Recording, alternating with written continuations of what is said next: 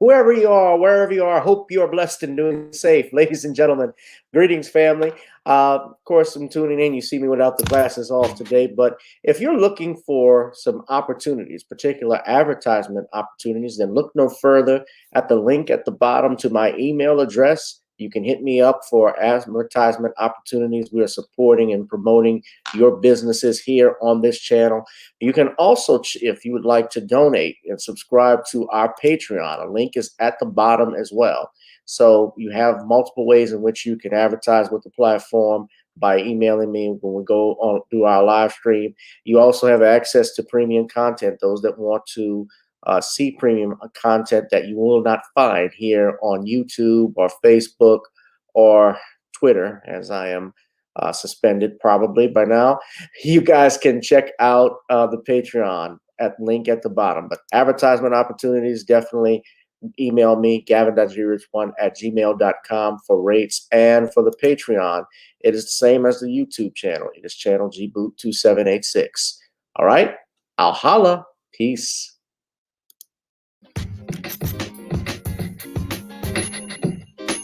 Hi. Hey Gavin. Check out my latest book, The Commonwealth of Pennsylvania versus William H. Cosby Jr. The Destruction of Due Process in America. For approximately 2 years now, I have gone on a painstaking quest to investigate the rise and fall of an American icon, Bill Cosby. In the mid-1980s, there was not a star that was higher than Cosby. Advertisements with Coca-Cola, Zelle, Kodak, along with the number one television show 5 straight years in a row. On Thursday nights, it was must-see TV on NBC. Cosby resurrected the genre of the traditional family sitcom that was once thought dead by television critics. He did this as a black American with an all-black cast and showed mainstream network executives and white America that it was possible to be successful without showing the worst in people. He also demonstrated the power that television had, as it could make younger people dream to be the best that they can be. However, like many celebrity stars, unfortunately, they all come crashing down. Sometimes by their own fault, others not so much. In this book, I attempted to highlight certain things. We go in depth into both of his trials in 2017 and 2018, respectively. What if I told you that these criminal trials were politically motivated by an overzealous district attorney? Will you also be shocked to learn the attacks on Mr. Cosby did not start in 2014, but also in the 90s, not long after his attempted quest to purchase a major network? From where did all of these allegations of sexual misconduct come from? Were the accusers telling the truth? In the 2 years of research, with some help from others interested in learning the truth and facts about this case, we discussed both the legal reasons why his prosecution and trial were illegal, unwarranted, and also the possible personal motives as to why this may have occurred. Most importantly, we warn about the dangers of prejudice and why a trial by social media, or mainstream media rather, should never be the norm. All this and more in The Commonwealth of Pennsylvania versus William H. Cosby Jr., The Destruction of Due Process in America. Available on Amazon this fall in Kindle and paperback format.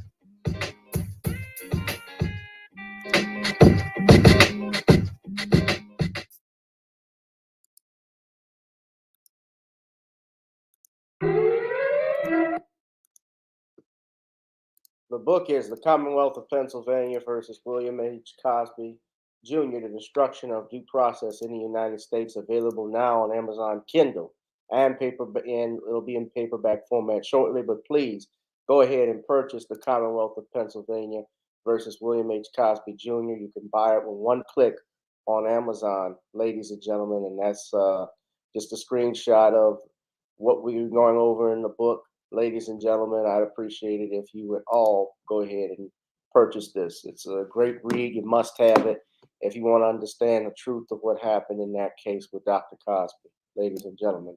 Also, if you'd like to purchase and support this channel, you can click on the ticker at the bottom or you see the ticker at the bottom, rather, you can go and donate to the various venues that you have, from Zelle, Cash App, PayPal, Google Pay, Venmo.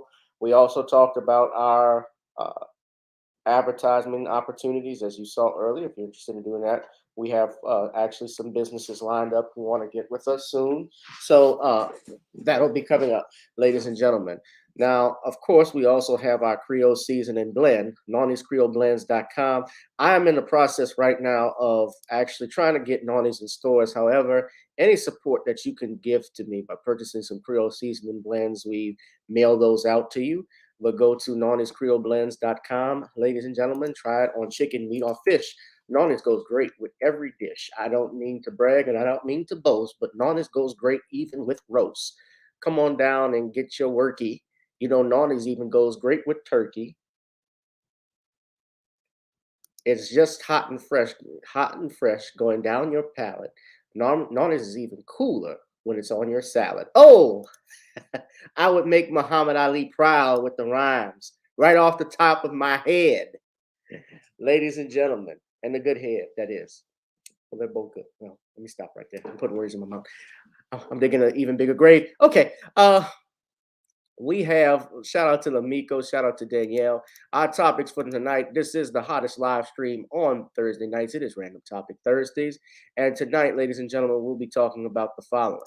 Pull Up Summer. A group of activists show up at Carolyn Bryant's residence. Kamau Bell's mockumentary, We Need to Talk About Cosby, nominated for Emmys.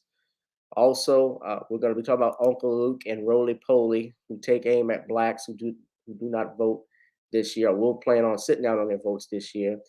And when keeping it real goes bad, a man tried to intervene in a domestic dispute on behalf of the woman, and you'll see from the video what happened, ladies and gentlemen. So hit that like, share, and subscribe button. Ladies and gentlemen, we have our special guest, Shawn James. Shawn James, of course, is the author of The Man Crisis and John Haynes series. You can go to Amazon.com, look up John Haynes, The Man with Nothing to Lose, and get books like that. Also, that's Shawn's profile on Amazon, but just type in the name Shawn James and you're going to see like 78 books pop up, because this brother is always writing. And also, he's got the book Stop Simping in Cyberspace. We love supporting him. And he's doing a Kickstarter campaign for one of his books now, ladies and gentlemen. I think with the it's a comic book series that Shawn is starting for the first time. So I want you to support him. But we're going to go ahead and get started. We'll bring our brother on. And of course, ladies and gentlemen, another way you can support me, we always love this, is we got to get on up. Now, we have songs available such as Video Soul and Got to Get On Up. So we always do, before we get on down, it's time to get on up, ladies and gentlemen. So why don't we just go ahead and do that as we speak. I hate when this happens. Sorry.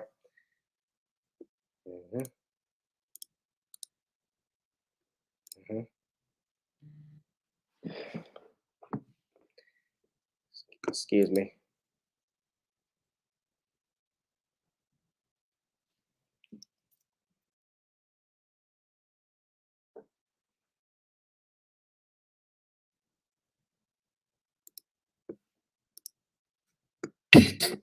Girl, come on. Gotta dance to the beat. Cause on the dance floor is where we show me what you got.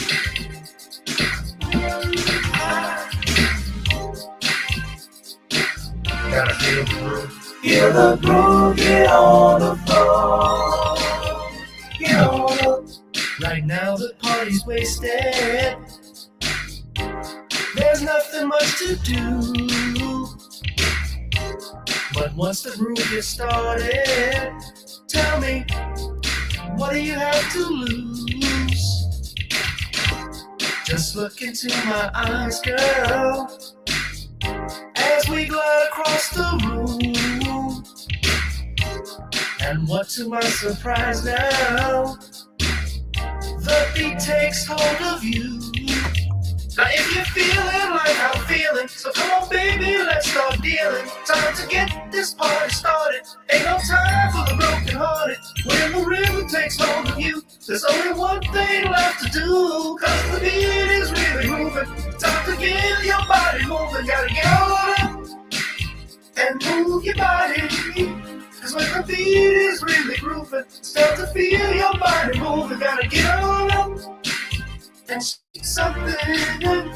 Feel the groove, get on the floor. Get on up. Tell the DJ play the whispers. Rock steady in the mood. Put on earth, wind, and fire.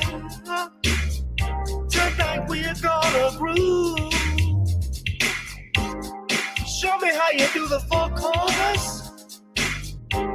Electric slide or two. Hit the bus stop or do the bunny hop, baby. It's really up to you. Now if you're feeling like I'm feeling, so come on baby, let's start dealing. Time to get this party started. Ain't no time for the broken hearted. When the rhythm takes hold of you, there's only one thing left to do. Cause the beat is really grooving. Time to get your body moving. Gotta get on up and move your body. Cause the beat is really grooving. Time to feel your body moving. Gotta get on up and shake something. Feel the groove, get on the floor. Now, 2020 hasn't been the best year of all time. We've been dealing with death, the pandemic, racism, bad policing, and all the bad rhymes. But like Uncle Silk once said, if you're breathing, you're achieving. So if you're ready, I need you all to get on up. Are you ready? 1 and 2 and 3 and 4. Get your butt on the dance floor. 5 and 6 and 7, 8. This jam we appreciate. We're gonna slide and step on the beat. On the dance floor is where we'll be. Feel the groove, get on the floor. Get on up and move your body. Cause when the beat is really grooving, it's time to feel your body moving. Gotta get on up and shake something. Feel the groove, get on the floor. Get on up, baby. Yeah, gotta get on up. Come on, baby, gotta get on up, baby. Feel the groove, get on the floor.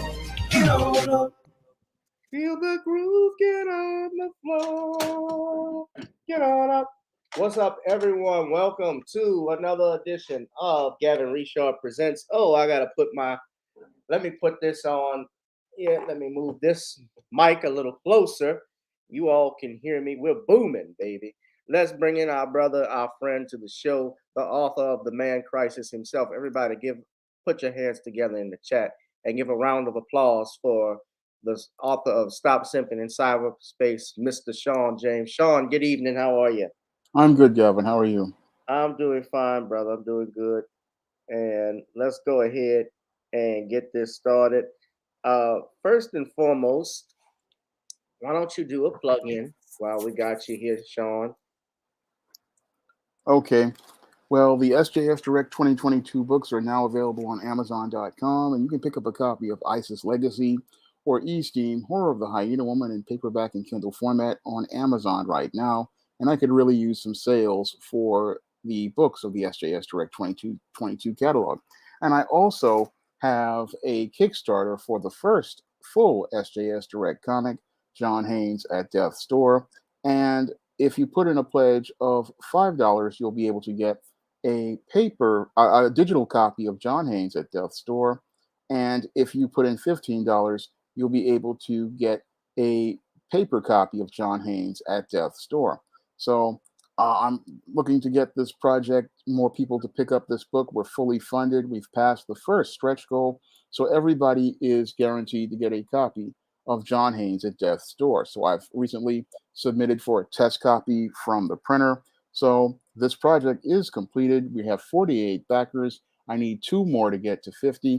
And I'm hoping somebody today will put in a pledge for John Haynes at Death's Door. I'll leave a link to it in the chat. And you guys can pick up your own copy of John Haynes at Death's Door on Kickstarter. All right. Now that was on Kickstarter, but I am curious when The Woman Crisis is coming this fall. Yes, it's coming this fall. Woman Crisis. I'm right now working on that right now, and I'm hoping to get it ready for full fall release. Shawn, you never taken a vacation, I take it. With I can't 75, afford to take a vacation. That requires money, you can't and afford to live in New York if you can't afford to take a vacation either. New York, I know, is expensive. yeah. Okay. So if I get enough pledges, if I were to get enough pledges for the Kickstarter and sell enough books, then I could take a vacation. All right. But I have to keep working until I can get enough money together, and I don't have it just yet. So every Well, pledge you guys put in helps me get more money, so I can go out here and have time to take a vacation, and then eventually get back to some more projects. well, buy his book, Stop Simping in Cyberspace. We need Shawn to take a vacation. Please contribute to his Kickstarter or buy some of his books. Give him something somehow. All right. Uh, let's go ahead, Shawn. Let's get started. I also need you, as I stated earlier, ladies and gentlemen, donate to my Cash App, Google Pay, and PayPal if you like the live stream. Our channel is demonetized, but we still like coming here, bringing it to you. I have an audience, so that's why I do this every Thursday, every Tuesday, every Sunday. So I need you all to support, support, support. Drop something in the Cash App, right, Shawn? Yeah, That's the best way to do it. So let's start with this one. This has caught my attention. This is big news. So pull up summer. A group of activists show up at Carolyn Dunham Bryant's residence. Now, you all know who Carolyn Bryant is. That's the witch that lied on Emmett Till and was apparently even investigated or should have been investigated by the police for playing a role in his kidnapping. If those that don't know what happened with Emmett Till, you may be familiar with Emmett Till and what happened. However, the details of it have come out where, for instance, and this was even in 1955 when Mose Wright, Emmett's uncle, even testified under oath that he heard the voice of a woman he believed who identified Emmett Till. And to be honest, if Carolyn Bryant's husband and his half brother show up to the Till's residence, then they had, or the Wright residence, I should say, then they had to have had her there to pick out the children since there was more than one kid in the house. Am I right? yeah, So she identified him. Uh, and of course, apparently has lied, saying that it never happened as far as him whistling at a white woman. And apparently, there's the story. So I'm going to share this bookmark with you all now about what's going on. But I'm going to share the article with you. But this is the video right here. People pulled up.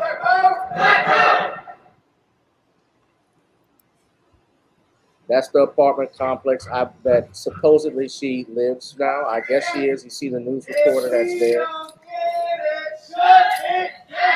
If we don't get it, shut it down.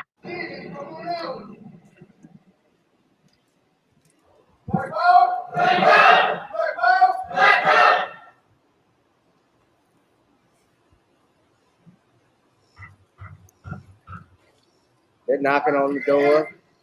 If we don't get it, shut it down. If we don't get it, shut it down. All right, I'm gonna stop that, but I'm gonna pull up this article. I want y'all to read. This is from News One. Of course, we don't care necessarily for News One because that's roly police. That's all tied with TV One, and I've seen them post some quite cleanish stuff before. However, I think I would say they're a good source.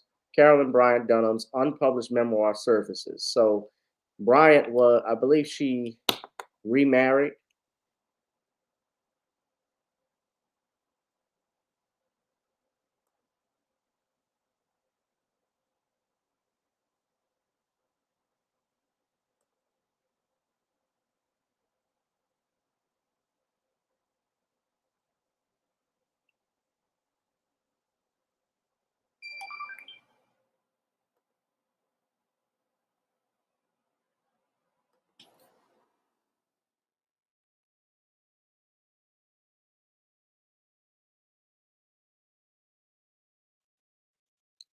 Says here, Carolyn Bryant Dunham's unpublished memoir that has just come to light about the abduction and brutal racist murder of Emmett Lewis Till a 14-year-old black boy in 1955, Mississippi. Of course, we know Emmett was from Chicago visiting relatives.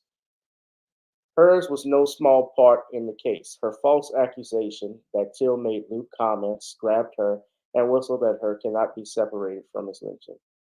The infamous photo of Till's disfigured face that was published nationally in Jet magazine traumatized a generation of black youth and galvanized the civil rights movement of the 1950s and 60s. Dunham's version of the events leading up to Till's murder is yet another historical example of how white women and girls were intimately involved in the sickness and pageantry of racial hatred in the 20th century American life. The 100-page document titled I'm More Than a Wolf Whistle was dictated to her daughter-in-law in 2008 and 2009.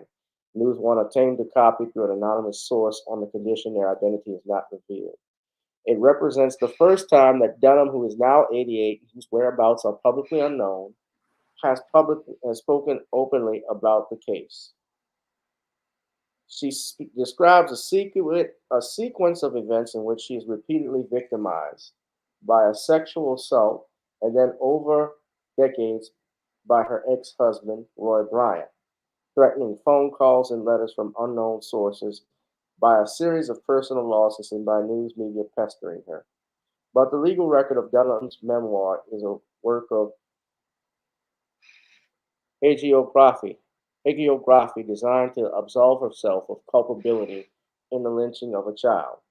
At its core, it's full of lies as well as offensive tropes about Black people, especially Black children, who are depicted as amounting. Let me pull this in so you guys can read it further. I'm sorry. As amounting to pets or mascots who eventually become threats. Now, of course, you all know when we talked about this a week ago, I believe, Shawn, there was a warrant that was unserved on Carolyn Bryant because the sheriff at that time refused to do it because she had 2 children. That was his reckoning. But Dunham was listed on the original warrant as Mrs. Roy Bryant, and the sheriffs refused to do so. Now, the lead investigator of the FBI on the Till case from 2004 and 2006 and presented to a grand jury in 2007 gave another explanation for why the warrant was not served. We didn't find the warrant because we relied on the sheriff's department, police departments, DA's offices, and courts to search their own records. The retired agent said on a phone call Wednesday, had I known that there were boxes of documents under a courthouse related to the case, we would have taken a team down there to search.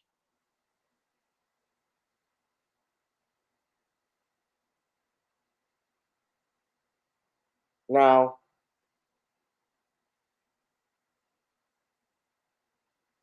there is a Black district attorney,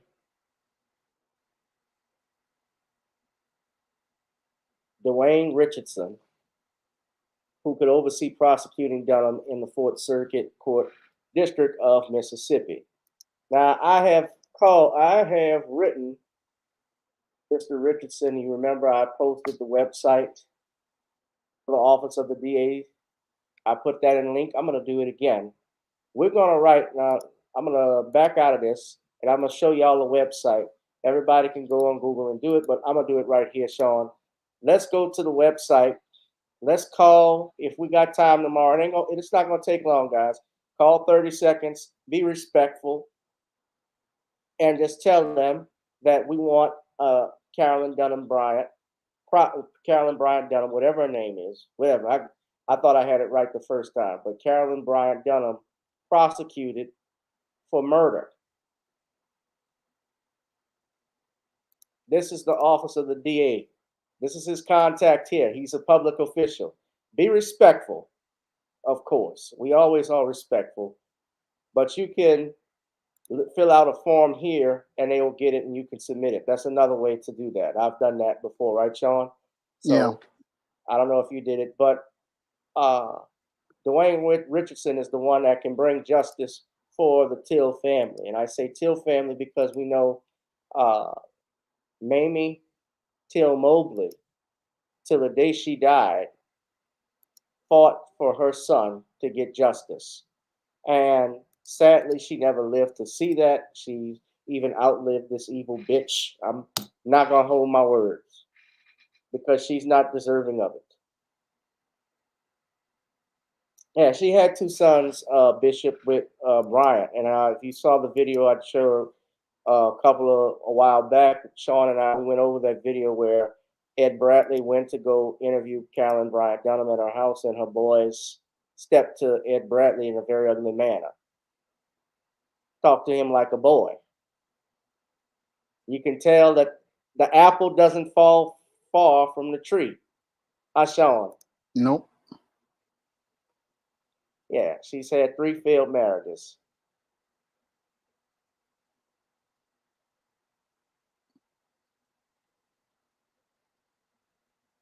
Okay, so they divorced. All right.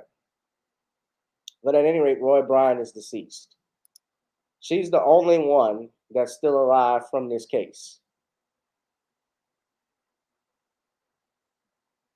Ladies and gentlemen, I put the link in there. So I go back to the article. The nerve of this woman to say she feels like a victim.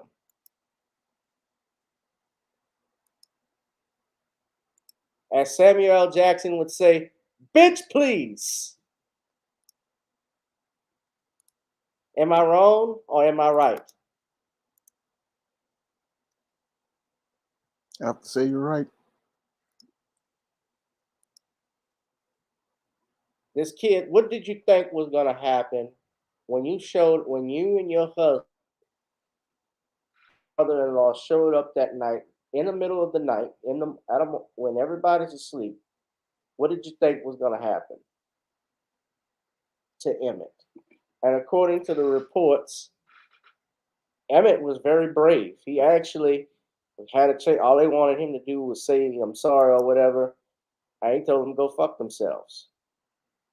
I don't know if he said those exact words, but till the time they pulled the trigger, he was steadfast. He was actually had more balls than some of your congressional Black Caucus leaders to stand up to 2 white supremacists facing death.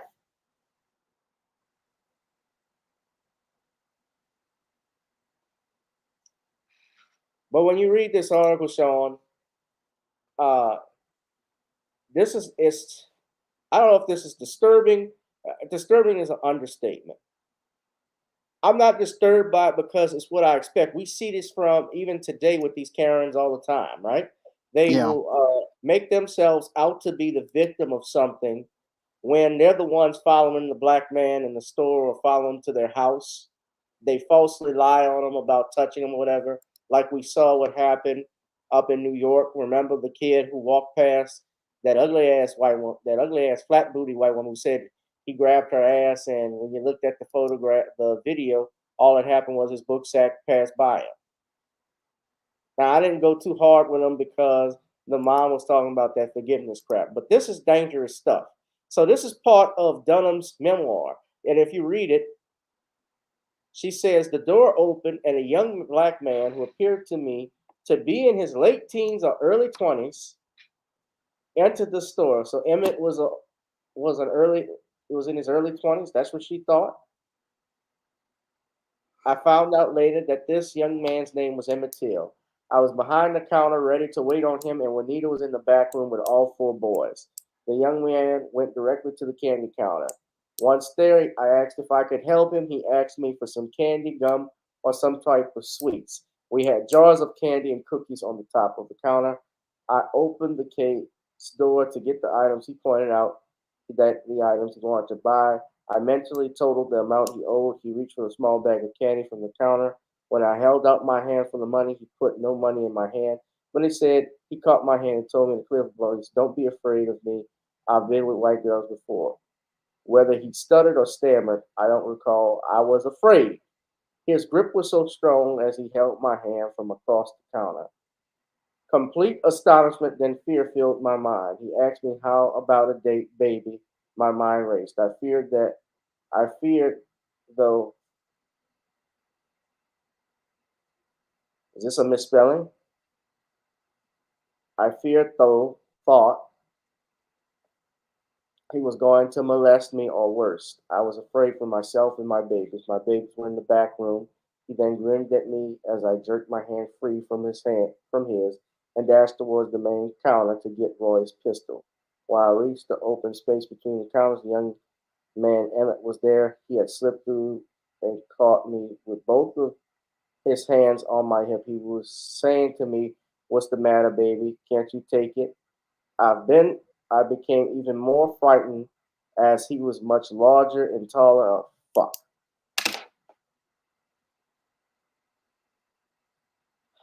Y'all want me to keep reading? Sounds like a bunch of lies to me. The old black brute narrative. I'm gonna read. Well, let me finish. I think it's important to finish. Yeah. What's the matter, baby? Can't you take it? I became even more frightened as he was much larger and taller than I. Oh my God, what is going to happen? What is he going to do to me? Were the thoughts that raced through my mind. I continued to struggle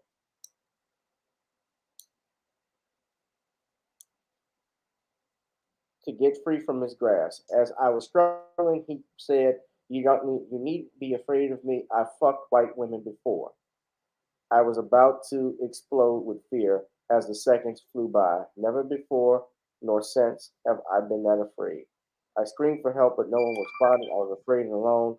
Didn't she just say that there was somebody in the back with the kids? Someone named Juanita was working with her in the store. I was shaking all over because nothing like this had ever happened before. I'd always felt safe in the store, but now I was afraid. I jerked and twisted as hard as I could, and I could feel the strong grip loosen from around my hips. Once free, I saw another young man pulling Emmett away from me. The young man was telling Emmett, come on, we got to get out of here." Killinger wrote Killinger is the FBI agent. He wrote, "The words out of her mouth and the words in her manuscript are direct evidence. They are an admission that a person has made about a boy who ended up dead when she knew he would be harmed," Killinger said in a phone call on Monday. Keith Beauchamp, a filmmaker from New York, whose research and documentary The Untold Story of Emmett Till prompted the Department of Justice to reopen the case in 2004, believes the memoir is damning evidence. "I'm totally disturbed and outraged by what I've read," Beauchamp said in a phone interview on Wednesday. This so-called memoir gives further proof of Carolyn Bryant's culpability in the kidnapping and murder Till. She was afforded the opportunity to evade justice for 67 years, and now, in her own words, she gives her own narrative to this dark chapter in American history, where the perfect ending to this grave injustice should be justice. Dunham was in her early 70s when she pulled up a chair and sipped coffee while dictating her memories to her daughter-in-law, Marcia. "These are my words and my story," she writes. "Those terrible days scarred me, and it was hard to heal."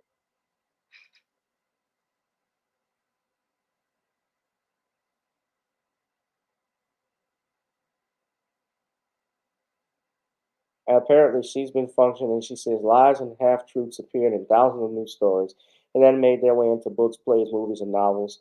As technology progressed, they've made their rounds of the internet.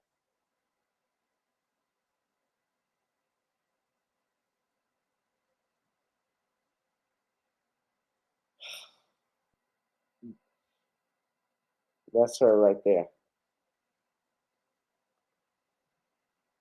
Looks just like a demon. And we see the rest of these devils back there.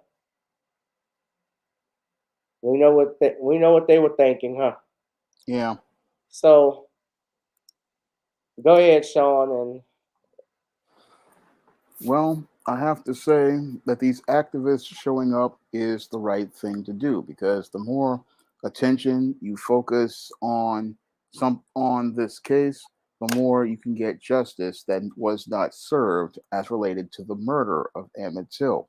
yeah, Now, they had a warrant for this woman's arrest, but your white supremacists didn't go out here and serve that warrant because they were white and they say so. And that's the main reason why your Carolyn Bryant Donham has gotten a pass for over 50 years because white males always go out of their way to protect ratchet white females like this. And as I see it, this woman is reaping what she sowed in her later age and her older years because she did great evil in her youth. She knew that she was the one who instigated this entire incident, and she instigated this entire incident not because your Emmett Till allegedly made advances towards her. I believe that to just be complete BS right there, because these not the black women, white women, they love to fetishize black men, and they like to go to the big black brute narrative whenever they get caught doing something wrong. So all of that so-called memoir, I call that just complete BS. What she was looking to do was she was looking to crap test her husband and see if she could get him to go out here and do something evil just because she requested it. So she deliberately, as I see it, wanted to murder Emmett Till for, as I believe it, personal kicks. And she did this deliberately, sending her husband out like a loaded weapon, her and her brother-in-law out as loaded weapons to go murder Emmett Till. And I believe it's time for this old heifer to get some justice and be punished finally for the crime that she committed, because there would not be a crime if it wasn't for her instigating this entire incident basically to sate her own ego. So a lot of people would look at this and go, oh, this is a bad thing, but no, this is a good thing, because again, the more attention we focus on your Carolyn Donham, the easier it will be to get her to justice. And now I know it's going to be a long road to get her to justice, but we really need to see her brought to justice, and we need to see her punished for the crimes that she has committed, and we need to see her held accountable and send a message as related to legal precedent that you can go out here and hide for many years, but eventually you will be brought to justice by black people. Because if we can go out here and go after 100-year-old Nazis, then we can go after this old busted heifer. I call her old bitch. She's behind the cow. She's a bitch. I mean that. Now I want to show y'all something. Now, I don't know this. I don't think this is an old story. I think this is an old story, but this stuff has happened before where they've been. If you see this river site, this is the site where Emmett's body was found, and you see here these white boys from Ole Miss. I'm gonna play this video right quick. They actually, so this was in 2019, but what if you notice when you look at some of these pictures, let me click on this one here. It's riddled with bullet holes. And this is a tribute that they do, that they put up for Emmett. This was a marker where his body was found floating in the river. And white supremacists have shot up this memorial. And so they always want to do this shit as a joke. It's not a joke. When they show up with rifles like you saw there with AR-15s and shotguns, yeah, they're sending a message. They're not joking. They mean that. This is not a joke. The picture is controversial. 3 smiling University of Mississippi students, 2 with guns, posing in front of a memorial to slain civil rights icon Emmett Till. The sign riddled with bullets. It's not clear if the students vandalized it, but for many, it's dredging up memories of a painful past. Emmett Till was 14 when he was brutally murdered by a group of white men more than 60 years ago in Mississippi. His killers went free. It is not surprising, but disturbing. NBC News has not been able to identify one of the students in the photo and could not reach the other 2 for comment. All 3 were suspended from their fraternity, Kappa Alpha, which called the picture unacceptable. Ole Miss calls it offensive, but says the students' actions did not violate its code of conduct. That defaced sign is now gone, soon to be replaced with a new bulletproof one. It will be the 4th Emmett Till marker to stand in this spot. The 3 before it were all vandalized. State Senator David Jordan was in court for Emmett Till's murder trial. What is your message to people who would deface markers like this? Stop it. Just stop it. We're better than that. From a controversial picture, an important conversation. Blaine Alexander, NBC News, Oxford, Mississippi. Hey, NBC News fans, thanks for checking out our YouTube channel. Subscribe by clicking on that button down. Now that was an old one. That was from 2019, but that is what they do. Yes, I'll take some phone calls a little later tonight, time permitting. But yeah, where Emmett Till's body was found in the river, I believe the river. I don't remember I should know this stuff.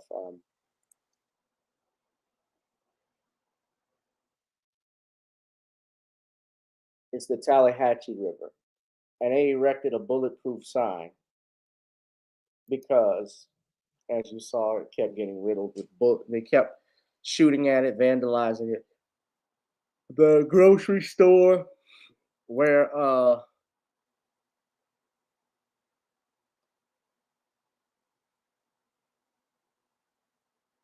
the Bryants owned that store, someone bought it. I believe it was a friend of the Bryants. It's just sat there. Nobody has done anything with it. Yeah, the Ford sign.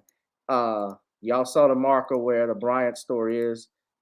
This is one marker, the Great Ball Landing, where they say Emmett Till's body may have been removed from the river at this site, cleared by enslaved persons in 1840. Garibaldi began as a prominent establishment landing. Steamboat landing, I'm sorry. The handwriting is small. But you see, look at it.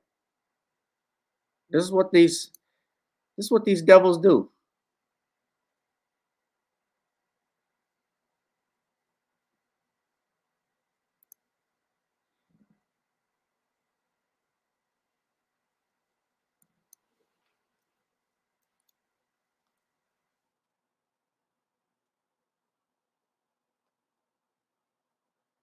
This is the old grocery store. This is what it looks like now. They've never done anything with it. Once it happened, someone bought it after the trial. It's just been sitting there. But she was lying her ass off in that memoir. And we got to move on to the next topic. But we'll take calls in a minute. But I'm praying for justice for Emmett. We need to, we're going to put it to action. We're going to bug this DA in his ear. Till his ear falls off, he's going to be hearing from us. Now, let's do it. Be respectful, but let's do it. Now, the next bull job we got to talk about is this We Need to Talk About Cosby documentary. Now, I have to apologize to everyone because I owed you all a breakdown of the mockumentary that was produced by Kamau Bell, as the Jason Black would say, or Professor Blacktroop, over his hit piece on Dr. Cosby. But We Need to Talk About Cosby has been nominated for an Emmy. And it's not a surprise that it was nominated for an Emmy on Showtime. And of course, it made news. But here's the thing: we know that nobody was watching it. We know it flopped. And Bell, this is what happens with Negroes. They get their butter biscuits when they attack another black man. Deadline says Kamau Bell on his Emmy noms for powerful doc series. We need to talk about Cosby and facing Barack Obama for outstanding narrator. So his work on the Showtime series was validated by, that's the thing. I want you to look at this. Look what they say. It's validated by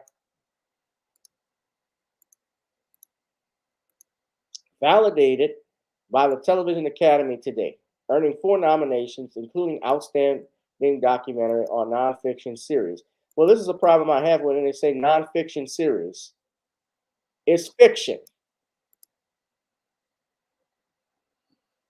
It's complete fiction because when you watch the documentary, and when I say that, all of these women's stories, most of them at least, have been disproven. He did not have, and most importantly, would not have your Tom Mesereau give statements, give testimony or interview rather, because it didn't fit the narrative he was trying to push. Reacting to the nominations Bell told Deadline, all those survivors who trusted us by showing up to tell their stories, that's the biggest acknowledgement here. We really worked hard to make sure they didn't sound like they were soundbiting them. We wanted them to tell bigger, longer versions of their stories and see them as humans outside of their time with Bill Cosby. And this is sort of recognition, and we did it.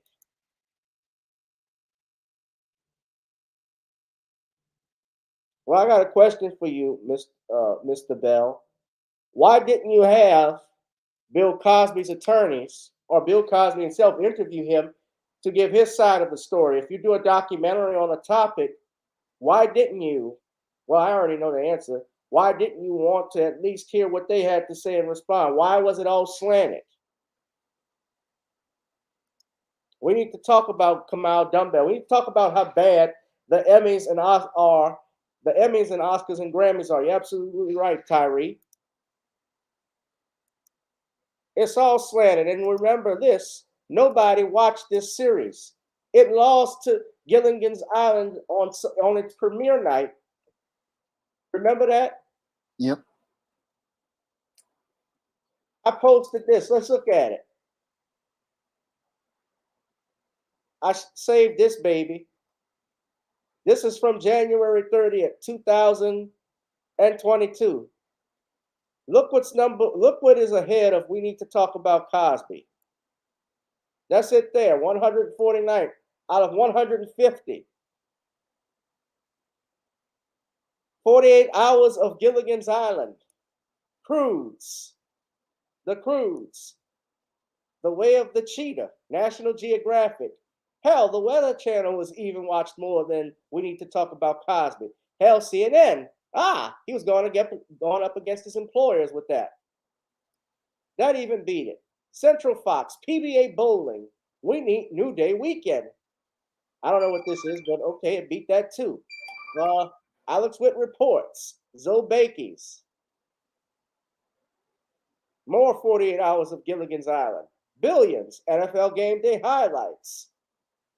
Walking Dead Origins, Vengeance Killer, Newlyweds, HLN, Janet Jackson's documentary. Well, we know everybody loves Janet. Almost everybody. NFL Countdown. So this is a scam. These Emmy knobs are just like your Grammys. It's just like your Oscars. It's about somebody's boyfriend that gets nominated. I'm not saying they aren't some legit, but that's essentially what it has become. And now, if you look at, I saw, and I actually have, and I'll tell you this, I had a Facebook friend. I didn't know the lady until a while back. I don't really know her that much, but I noticed she was happy about being in the documentary. She's not a victim or anything, but I believe it's her granddaughter. She's the granddaughter of one of the stuntmen from the Black Stuntmen's Association that knew Bill Cosby. And if you watch that hit piece, and I'm going to do a breakdown of it. I know I keep saying I will. But if you watch that hit piece, she was interviewed and she had actually interviewed Bill Cosby.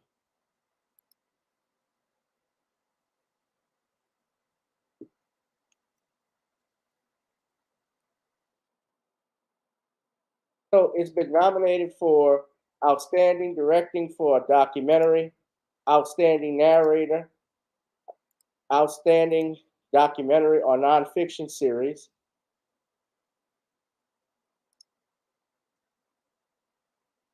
Outstanding Picture Editing for a Nonfiction Program.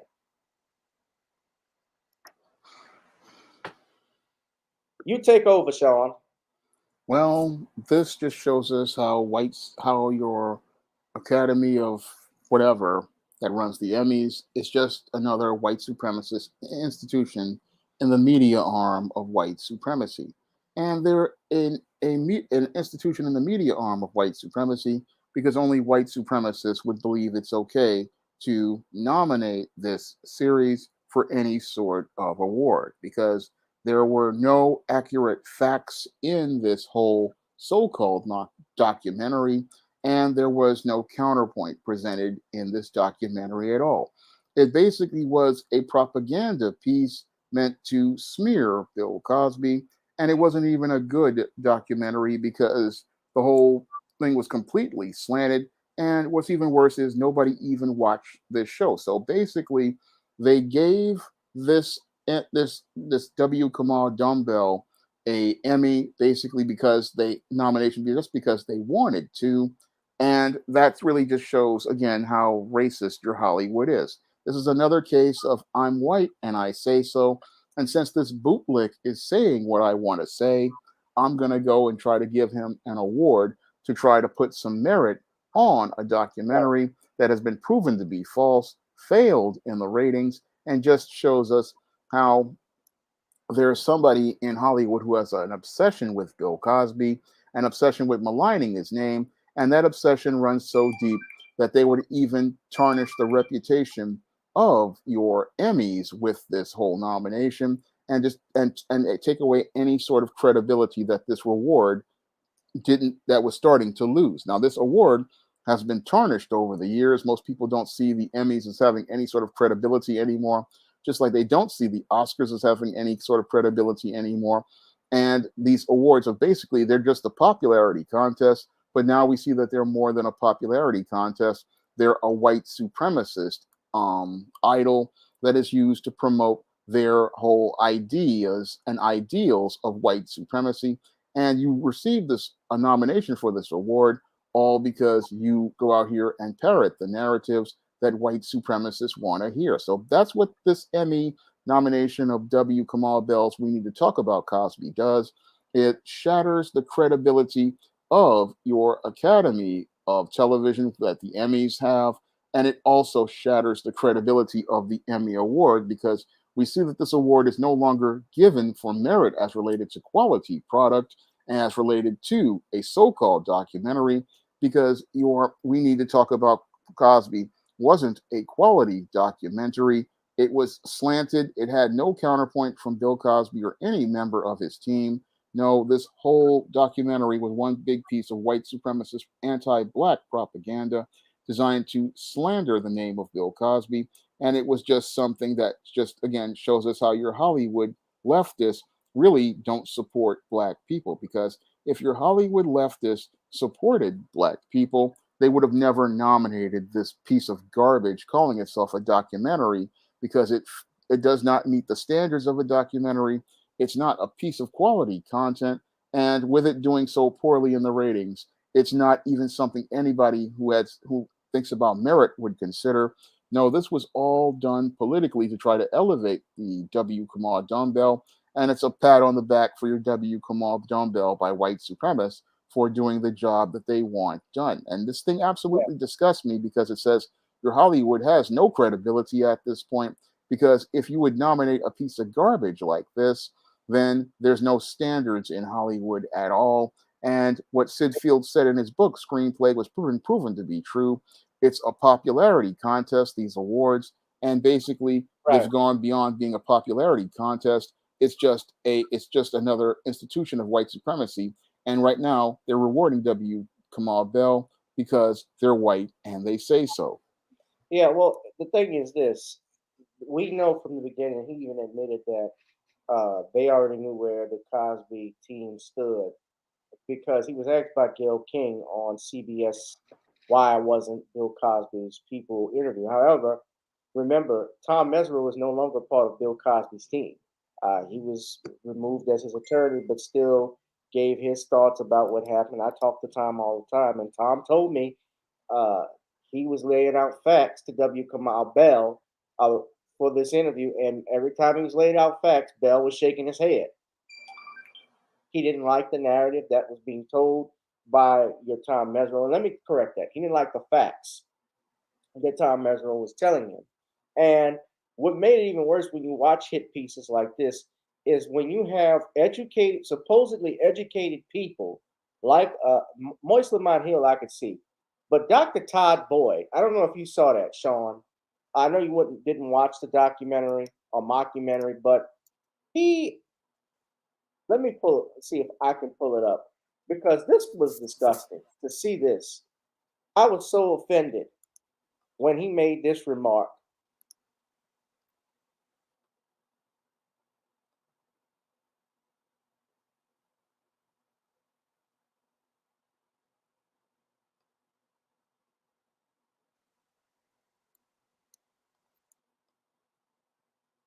But he essentially,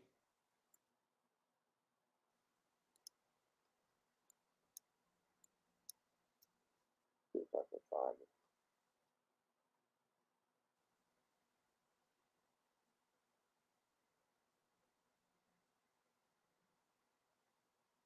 But what happened is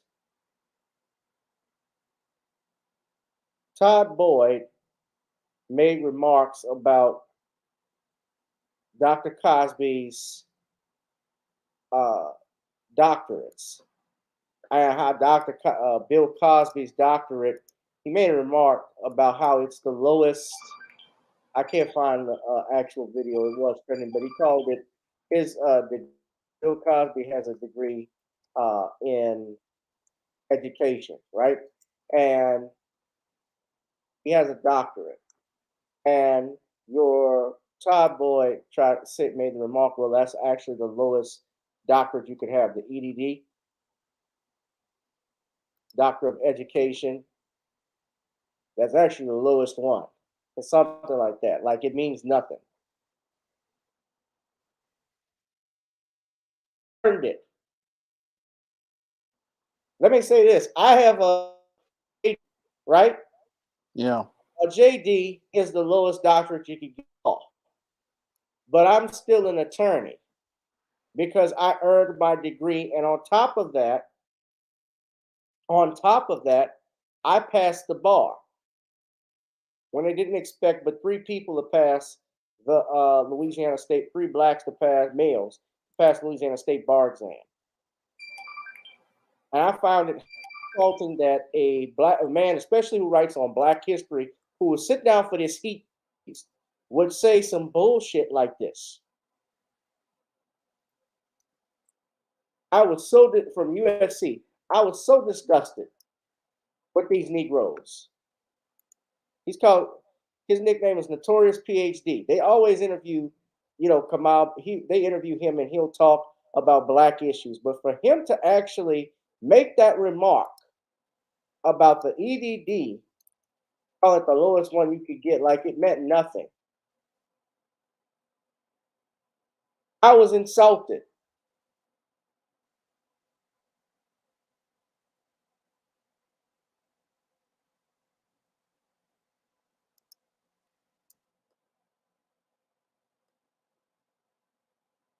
I was embarrassed. I was insulted.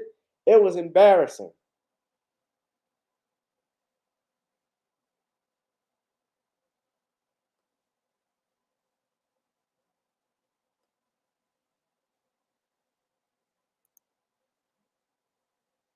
Go ahead, Shawn, if you want to wrap it up. Well, I don't really have much to say about the things with your W. Kamau Dumbbell. I mean, this guy is as I see it, he's garbage. He's an opportunist, and the guy you talked about, that's another bootlick. A lot of these bootlicks, they want to minimize the degree of somebody else because that's something I've run into myself with my own degree. And I run into these black people. What they want to do is minimize you so they can elevate themselves. It's a sign that this person is extremely insecure, and there's a lot of guys out there, they clout chase thinking that, oh, if I go out here and minimize this degree, I can make myself appear better, not understanding that the white supremacist who has you minimizing Bill Cosby doesn't see you in any positive light either. In fact, they both see you as a word I can't use on the air. And that's something that these bootlicks don't really understand until they wind up in the same hot seat that Mr. Cosby wound up in. Then they want to go out here looking for help, and then they wind up with no help at all because they didn't stand for a man like Bill Cosby, and then there's nobody there to stand for them. Yeah, well, I can just tell you flat out, the guy you don't even know who Todd Boyd is. No. Okay, so here it is right here. This is the video. Let me share it with you. Kia Soto has it. Shout out to Kia. Todd Boyd actually blocked her for calling him out about this, but this is what she was talking about. This is what I'm talking about. Look at this. EDD is the lowest doctorate that you can get. So a lot of people with EDD will be mad at me for saying that, but you know what it is. But for a PhD, it's like playing in the G League and playing in the NBA. It's like the Google G League. You're a basketball player, but you G League. But he was certainly selling himself as Dr. Cosby. 2 out of 2 doctors recommend Coca-Cola, a big bold taste. The EDD is the lowest doctorate that you can get. So a lot of people with EDD will be mad at me for saying that, but you know what it is. But for a PhD, it's like playing in the G League and playing in the NBA. It's like the Google G League. Yeah, I've seen that type of guy so many times in my life. And they minimize people's degrees, trying to make it look like they are bigger because they're jealous of the other person. And the whole thing is, in the black community, we have a lot of guys like this, and they want to be the age nice. They want to be the man in front of these whites and non-blacks. So they tear down other people so they can appear to be bigger than what they are. And what happens is, it is too, Shawn, is that this is a guy who has a doctorate and PhD, and for somebody that's supposed to be smart, he can't see how stupid he is going on live television not to clean up that remark. yeah, Because you're insulting every other person that got an EDD. yeah. And the whole thing is that a degree is a degree. If you have it, you have it.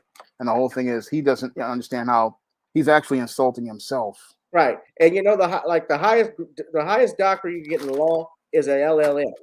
Yeah. All right. You get an LLM. Now, if you want to spend another 4 years in getting that, by all means, to all my fellow attorneys who do it, shout out to you. That's not what I'm doing, because I got my doctorate, my Juris Doctorate. I practice law, which means I can start making money, which is what I'm trying to do, which is what I do. And I say it like Dr. Cosby, because you can kiss my black ass.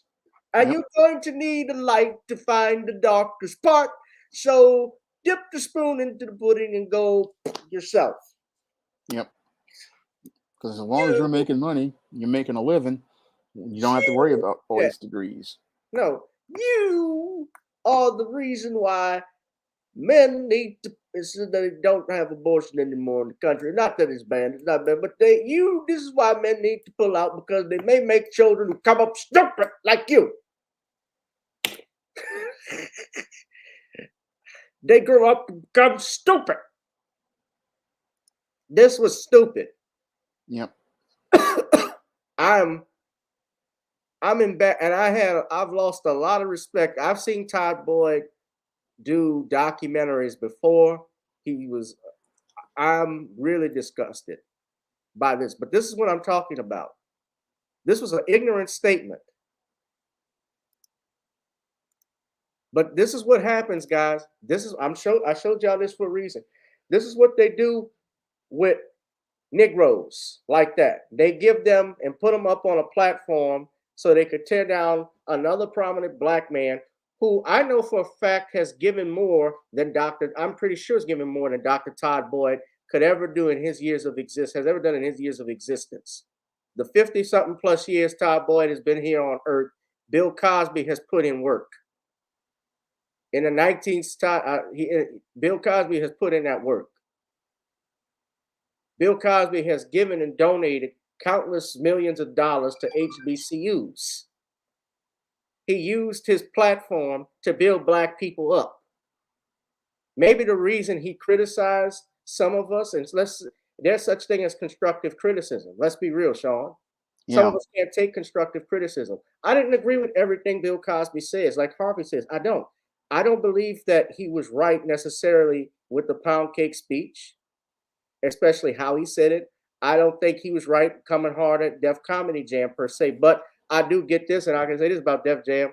He wasn't the only one that criticized it.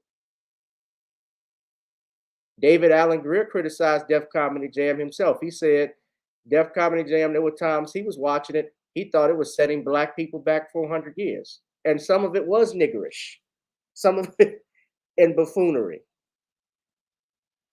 Some of the comedians that were on there, you've never heard of. Haven't seen them since, have you? Nope. There's only a handful because you honestly think you could, and maybe they didn't want to do this themselves, but you couldn't get on the Tonight Show with Jay Leno or Late Night with David Letterman talking about eating pussy. That wasn't going to fly.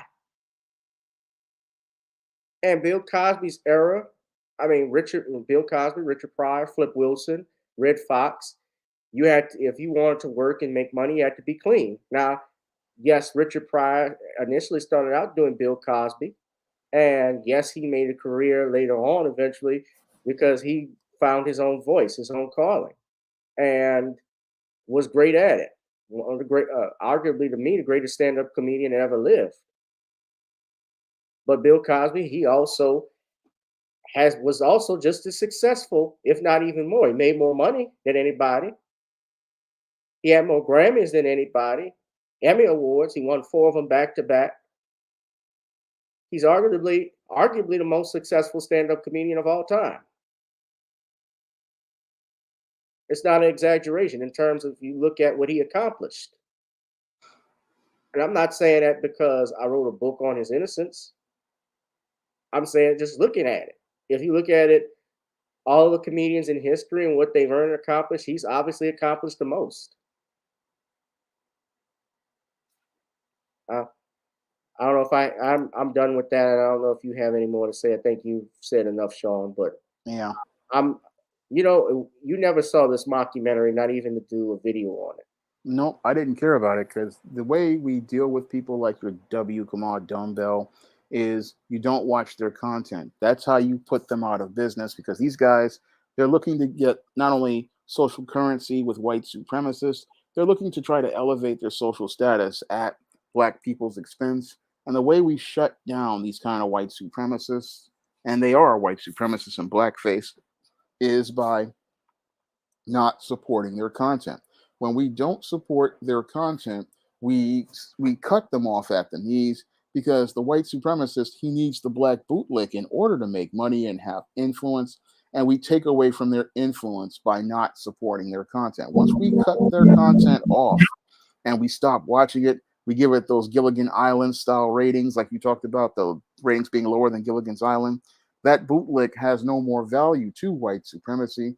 And eventually they're going to get rid of your Kamau Bell, and he won't be relevant anymore because he can't make any money for his white supremacist slave masters.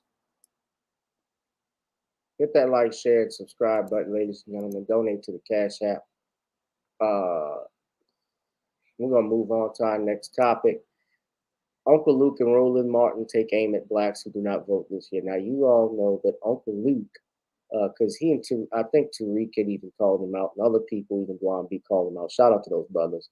But they were talking about this Twitter space that Roland Martin did with Uncle Luke.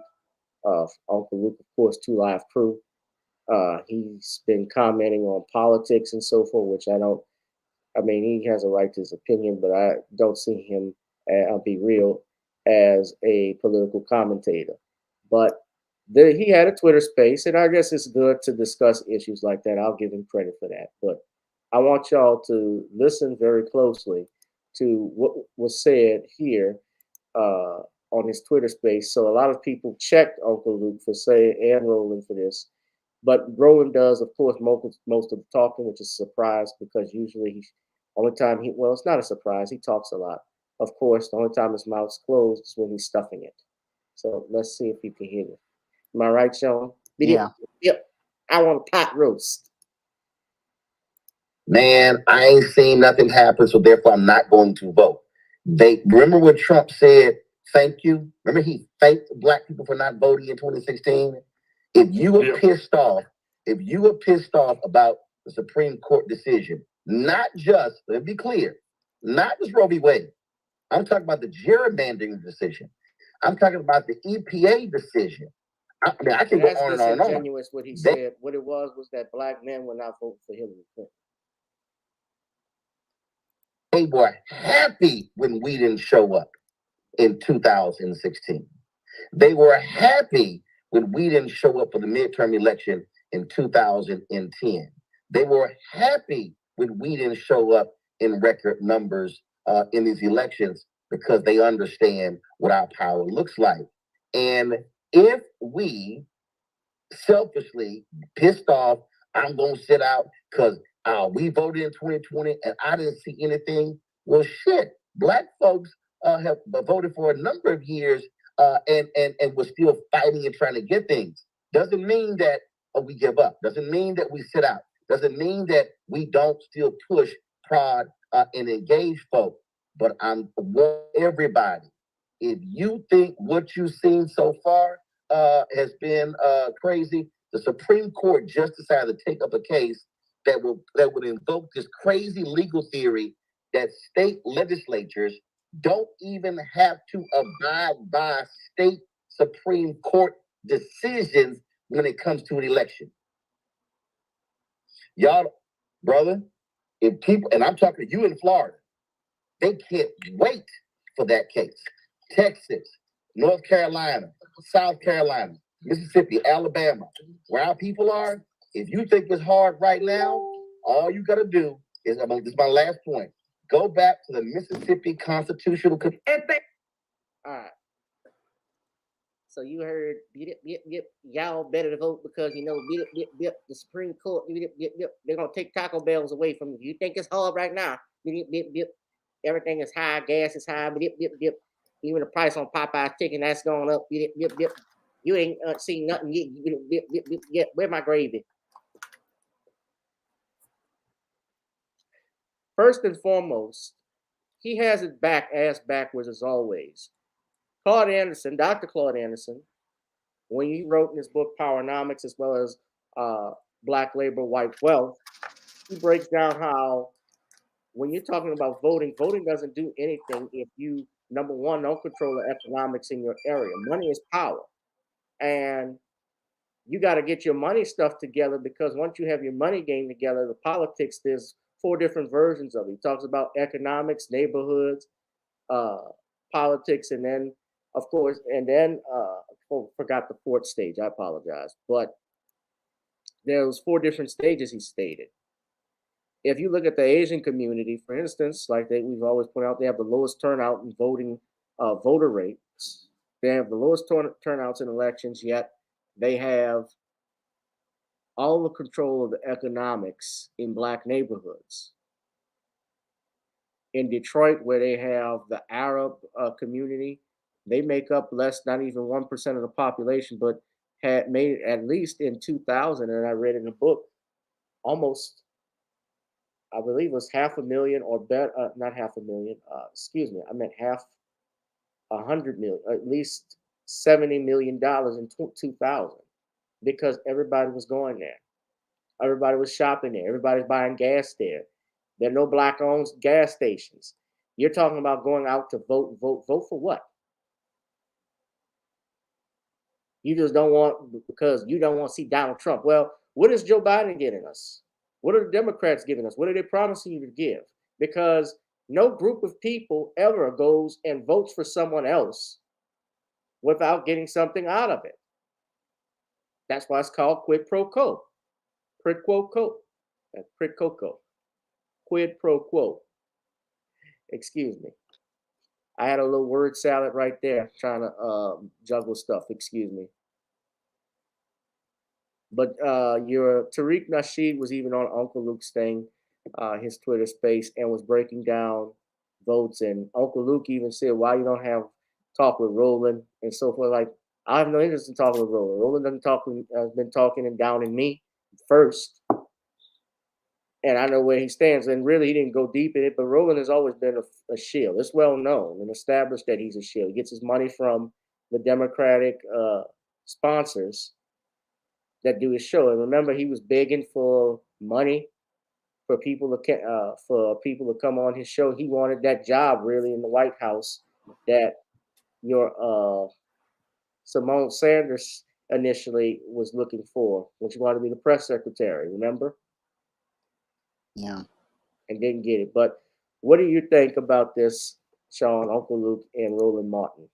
Well, your Uncle Luke and your Roland Martin just show us how desperate the left is as related to the impact of new black media. They see how much power new black media is having from the grassroots and how it's affecting the black voting bloc that many on the left took for granted. So now that they're seeing that blacks are not a group that they can take for granted, they're hoping that they can trot out these old, washed up bootlicks and have them try to shame and scare black people into going back and voting blue. But black people are past voting for blue. No, we don't vote for political parties anymore. We want tangibles on the table in exchange for our vote. And we want tangibles because we built this country and we deserve to get a first crack at tangibles before your non citizens and those who are of other groups that have lived well off of the black community for over a century. So your Roland Martin is just shows how desperate these leftists are. They know that they have lost the black voting bloc that they took for granted for many years that allowed them to stay in power. They know that they cannot rely on the black vote to save them this time because your Joker Joe went out here and expressed so much contempt towards black people. And they want to go out here, go get their bootlicks like your Luther Campbell and your Roland Martin, basically sellouts who have sold out the black community in order to sell the message, oh, you need to vote because it's so important. Well, if it was so important, then why don't you offer up some tangibles to black folks? Why Because don't they're against it. They get their own brownie points when they speak against us. Yeah. So I have no incentive to vote for you. If you want to speak against me, then I don't need to vote for these people. I mean, if you're going to put these bootlicks out here who speak bad about us and disrespect us, that gives me less incentive to want to vote for you because you clearly don't respect me as a person. You don't respect the community overall.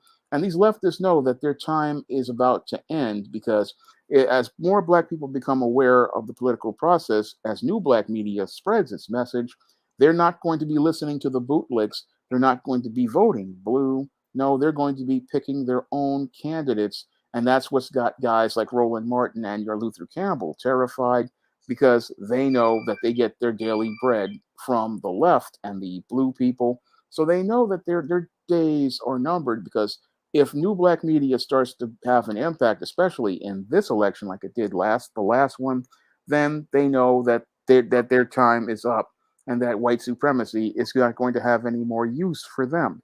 Look at this. So He's looking like a Saints helmet. yeah. So He looks like Sir Saint in this picture. I don't know who the brother is there, but he was obviously mocking Roland. But these guys are desperate. They know that they don't have much time because there's a cultural paradigm shift, and their way of making money is ending in this country.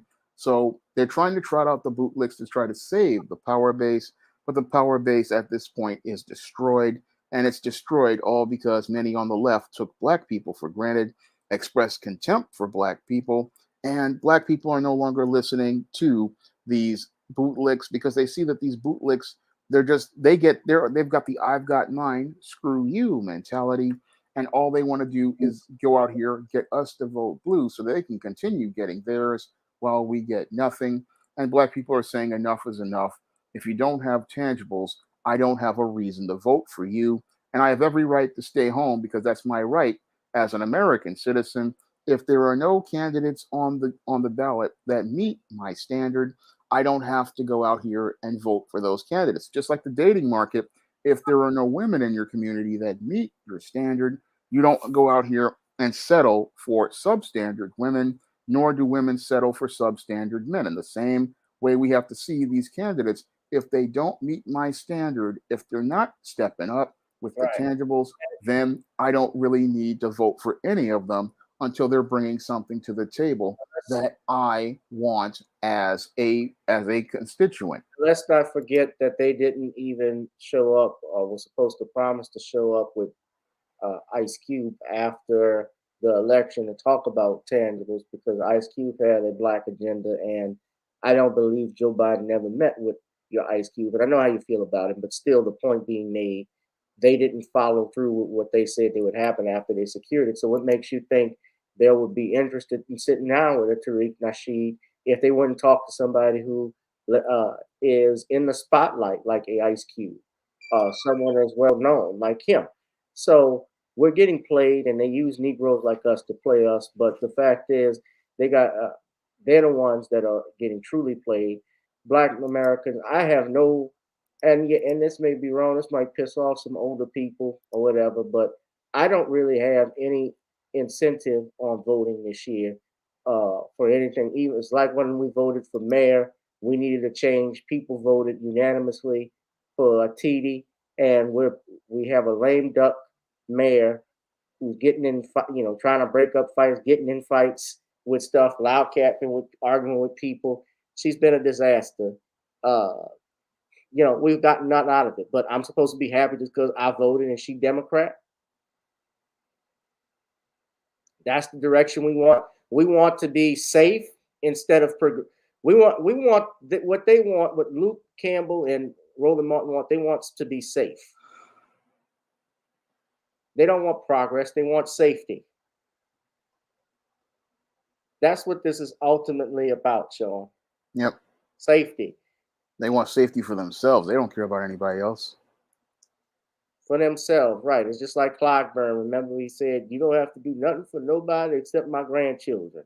Remember that? Remember when he said that? Yeah.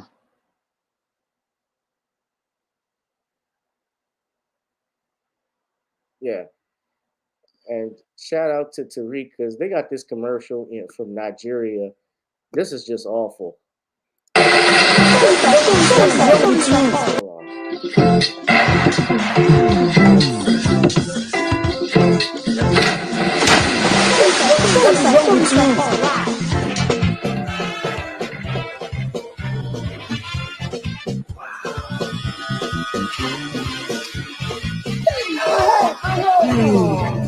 The Snow White set from Hushed cleanses, nurtures, and moisturizes your skin for long-lasting beauty. Hushed, let your skin do the talking.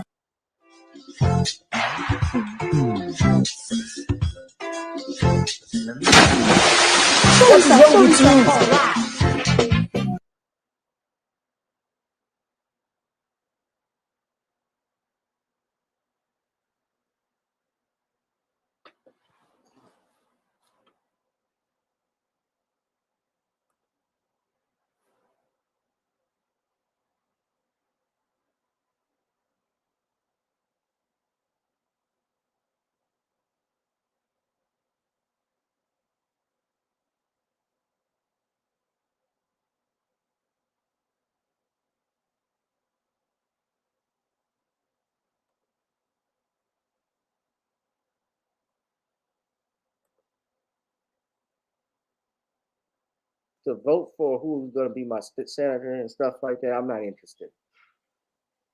Or I cast an empty ballot. That's probably the most I would do. But this whole thing is just pathetic.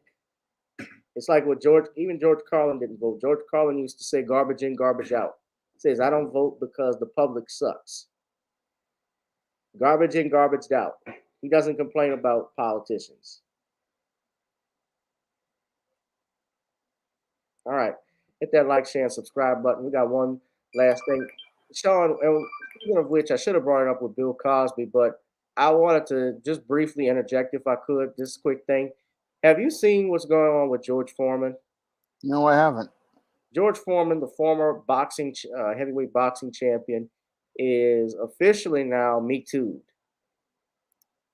He says he's being extorted by two women who stated that in the 1970s, he had sexually abused these two women. And he says over the past 6 months, Two women have been trying to extort millions of dollars each from me and my family. They are falsely claiming that I sexually abused them over 45 years ago in the 1970s. I adamantly and categorically deny these allegations. The pride I take in my reputation means as much to me as my sports accomplishments, and I will not be intimidated by baseless threats and lies. One source says Foreman believes the suit and the allegations in it are all part of a coordinated extortion plot in which the women have asked him since January to pay them $12.5 million each. Foreman also said, I am and always will be guided by my faith and trust in God. I will work with my lawyers to fully and truthfully expose my accuser's scheme and defend myself in court. I don't pick fights, but I don't run away from them either. So you can all see that here. It's on TMZ. But Big George Foreman's turn. I was telling Harvey, what's next? They're going to say that Joe Frazier was blowing 15-year-old boys in the bathroom. That's how he got his nickname, Smoking Joe, smoking a pipe. So they come up with all types of stuff, man. It's like everybody can get it. No, that's no disrespect against Joe Frazier. I'm not saying he did that. I'm just talking about these allegations, this stuff that just comes out. It's just terrible.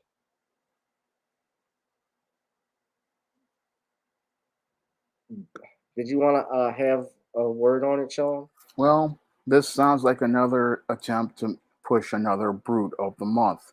Now, these allegations sound absolutely ridiculous as I see it, because if your George Foreman participated in this crime, this woman would have filed these two women would have filed police reports years ago. And you would think at the height of the Me Too movement, they would have made these allegations, but they remained silent. And that just makes me say that their allegations seem to be quite suspect. And the reason why I believe their allegations are suspect is, one, they filed no police report back in the 1970s, and two, these women waited all these years to make these allegations. You wait until almost about 50 years later to make these allegations, and that's all shows me that you have no credibility, and that this is another case of an old female who was possibly a side piece or whatever, looking to go get a payday in her old age. I think what And they're saying, I'm sorry, Shawn, but I think what they alleged was that their fathers had a friendship and a relationship with Foreman back then, and they're saying that it's alleged that he sexually abused them. And if he did this, why didn't he go to the police? Again, if this was the case, if this man did this to you, you would go to the police back in the 70s.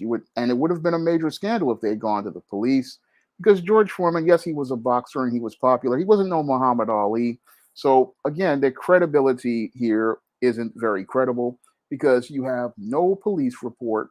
You're making allegations saying, oh, this happened. You can't come out here and just say something happened without some sort of police report. Because I would think the first thing you would want to do, if this man is an alleged pervert and sexual abuser, is get this man off the street. The first thing you would want to do is make sure he can't harm somebody else, not be out here talking about, oh, he did something, give me some money. That's what makes this look like these women have no credibility, because if you were really abused, the first thing again you want to do is make sure this man can never harm anybody like you were harmed. But this, again, these women, they make these allegations because they want to get their name out there, they want to get some attention, and they want to get some fast money to pay for their old age. And that's what this whole case sounds like to me. It sounds like another case of the mainstream media looking for another black man to make into a brute of the month. They know that the story with Bill Cosby has run its course and they can't go after him anymore. So now they're looking for some more bad black men to make into black brutes. And then what they want to do is tear down the legacy of a George Foreman, the same way they wanted to tear down the legacy of a Bill Cosby. They don't want any positive images of black men out here for boys and girls to look up to. And they want to destroy the image of every black man out here, because they don't want you to see a black man as a father, a black man as a husband. The only thing they want you to see a black man as is a sexual deviant. And they want to go out here and use these women to revise history so that they can make black men into monsters to fit their narratives. That's what's happening here with George Foreman. They've run out of room with the usual suspects, with your Chris Brown, your Bill Cosby, and several others that they just constantly trot out. The stories are getting old. People see through them. Yeah, Morgan, many others. There's so many. R. Kelly. The stories are getting old and long in the tooth on these black men. And then the other ones, they want to go after Michael Jackson and Ike Turner. They're dead. So they're running out of people so they find a new brute of the month. And what they want to do is make George Foreman into the next brute of the month. This is his wake-up call, too, because, George Foreman has always been accused of cooning. Yeah. Especially back when he fought Ali, and when he went to Zaire, he arrived on a plane with the German Shepherd, which was used by the Belgian police against the people in the Dominican Republic of Congo, as well as his stance during the 1960s when a lot of the athletes were protesting and he was waving the American flag. A lot of the black athletes didn't like that either. And then even when he was on HBO, I always noticed George Foreman would always say like this, take up for the guy that HBO was trying to push. There was always an athlete, a boxer that they were pushing. You know how they do that in sports? Yeah, I could tell he would do that a lot. They're gonna bring Cosby back up when he passes away, like Kobe did. Yeah. So I wonder who's next. They can't really come after him. Even though he's dead, they couldn't come after Ali because they already went after Ali with the government. So that's washed up if they did that. So they got to come up with somebody. It might be Deion Sanders. Yeah. It might be. They've got a list of them they're trying to go after. It might be Deion Sanders. It might be. It's another basketball player. They got Chris Brown. Yeah. Could be Uncle Luke. That's what the bootlegs don't understand. Took me so horny. They had a whole different meaning. Someone said Shaq. Shaq has never gotten a wake-up call yet. Huh.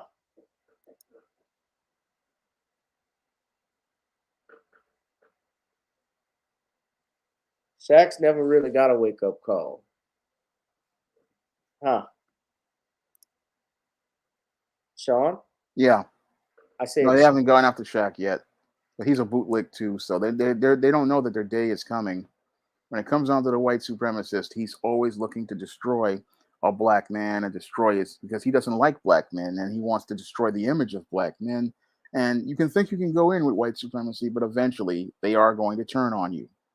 Personally, I feel like they will go after. They gotta go after Shaq because I want to make more money. We need to get Shaq off the air, Ernie. They need to get that. Shake Shaq. Kareem, they could go after Kareem, yeah, but Kareem on his whole age now. Kareem in his old age. I don't know if they do that, but Shaq I think would be next. But eat Subway, everybody. It's Charles Barkley. So we're gonna take some calls. Call in at 504-656-6760. We're gonna do our last topic first. My last topic, I want to just talk about Shawn, and I'll be brief with it, but this is when keeping it real goes wrong. So someone, this man, I guess trying to be a good Samaritan, tried to intervene in a domestic dispute on behalf of a woman, and she ended up driving off with the man who shot him because despite his attempts to be a knight in shining armor, sadly, he was killed. Now, we're going to play... There's actually security camera footage of this incident, and this took place in DeKalb County, Georgia, I believe, which is in Atlanta. And you all can see this. This is coming from Channel 2 News out in Atlanta. So go ahead and let's play it. A deadly shooting in DeKalb County. It happened at a gas station along Candler Road. And Channel 2 Steve Gilbach is there live. Steve, you just got an update from investigators there now. What do you know? Oh, they're still looking for a man and a woman in a car that sped off from this gas station. They were parked at a pump around 2 a.m. this morning when police say that just a bystander here at the gas station was hanging out, saw a couple in that car fighting. He says that the woman was being beaten by that driver, and then the driver supposedly pulled a gun on the man who came up to the car, tried to defend that woman because he saw that fight going on in the car. But that's, again, when they say that victim was murdered here. They were parked right here at one of these gas pumps. And then again, we know that the suspect and the woman who still may be in danger sped off from here. We don't have a good description of that car. Was only told it was a white vehicle, and we have no information on this victim. But again, it sounds like he wasn't even connected to this couple, just saw what was going on here at the gas pump, wanted to defend this woman and stepped in, and now he is dead. And we'll work to get more information again on possibly the suspect, the car, and this victim who lost his life. I have another live report for you coming up in the next half hour. So, Steve, the person who came up and tried to help, that's the person that lost their life. Correct. Okay, we'll be checking back for more information on the story as we get details. Thank you very much, Steve.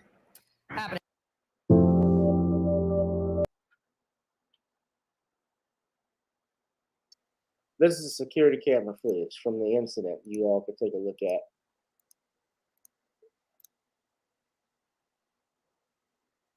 So they rewind it. So the guy gets there, looks like he has a gun that he puts in his back pocket. He walks over to the car, and when walking up, you see him jerk like that. Appears he got shot right there. My guess. You see some people standing outside where there's no sound.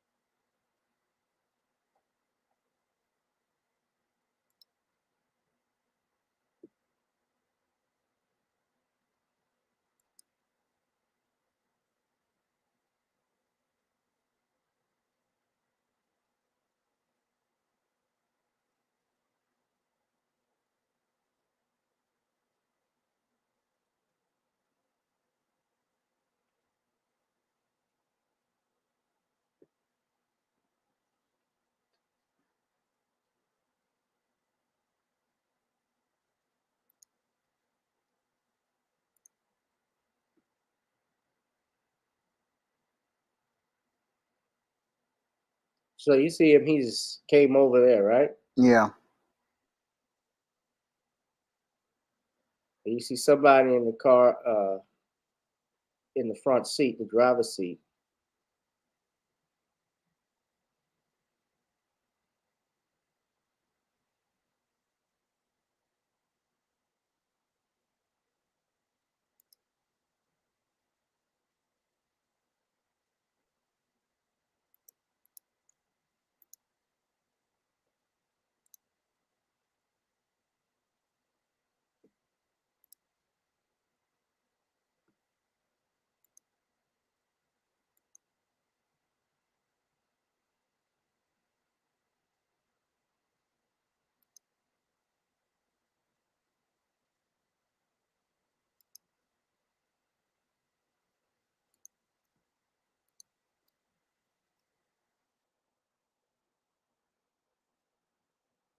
Oh, man.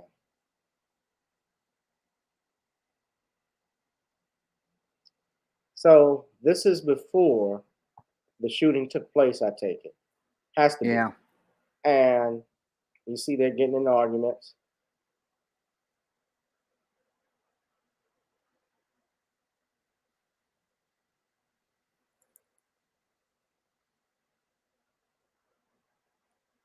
Why motherfuckers don't pull their pants up? You know, if you're in a shootout with somebody, your shit falls down, your pants fall off on your ankles, you're gonna fall down, and then they're gonna catch up with you.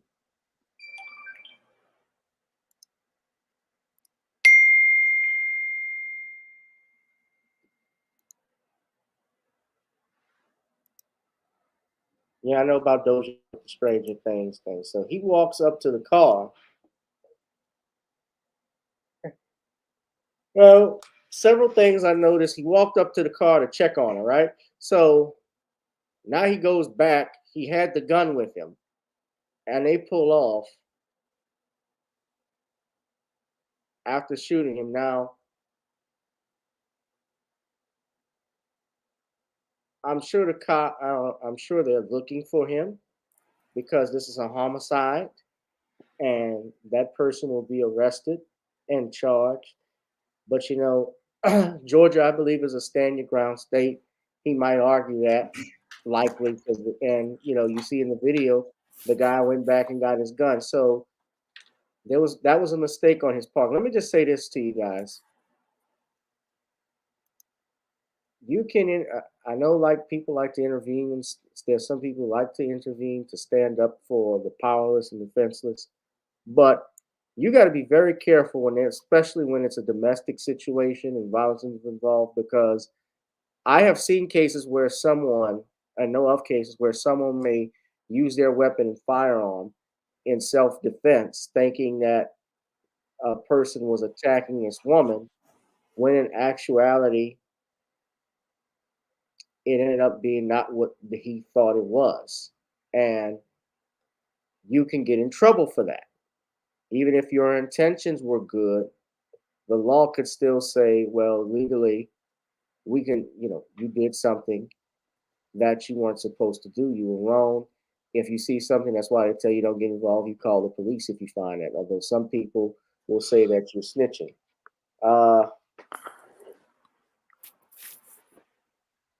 Shawn, you have a comment?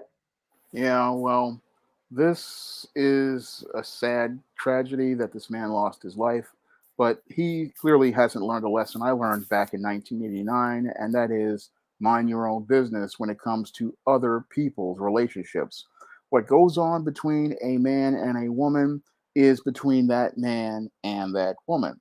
And a lot of these beta males, they don't really understand that if a man is having an argument with a woman, you stay out of that business because it ain't got nothing to do with you.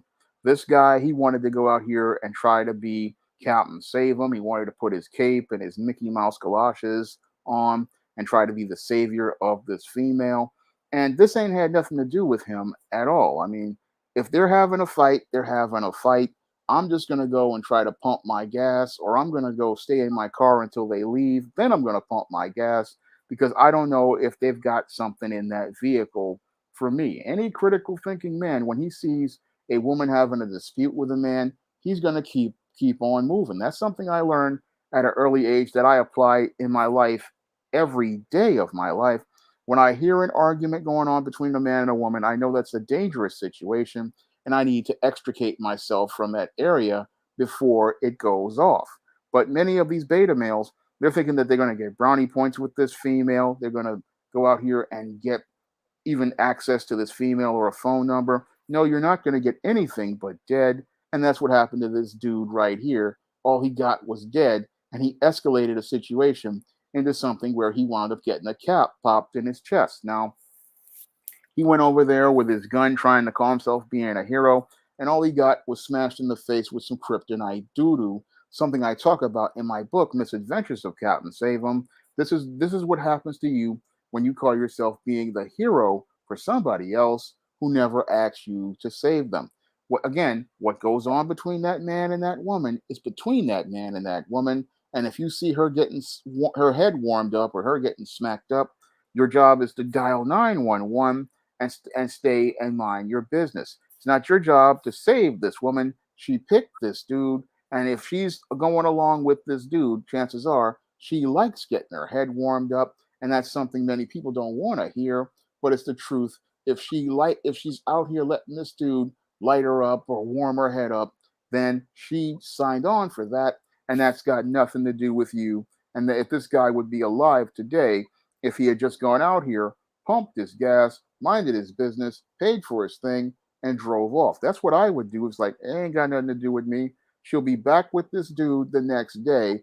And if they get arrested and it's found that he's the perpetrator, she'll be the one posting the bail while you're at the morgue, and they're planning your funeral arrangements. And sadly, that's what this guy really didn't understand about women. He came in here trying to be a hero, and again, all he got was smashed in the face with kryptonite doo-doo, which is the reward your Captain Safum gets for trying to save damsels in distress.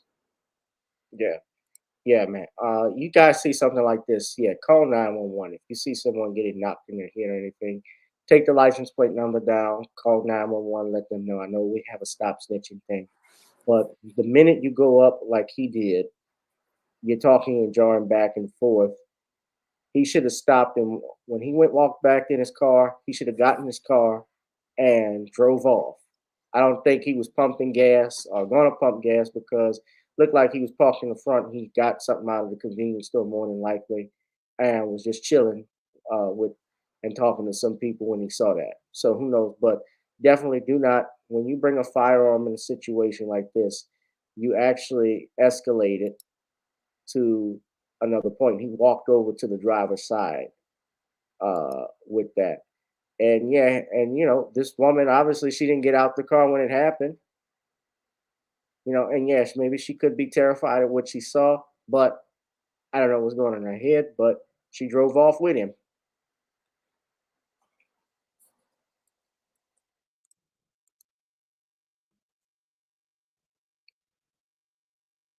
What do you think, Shawn?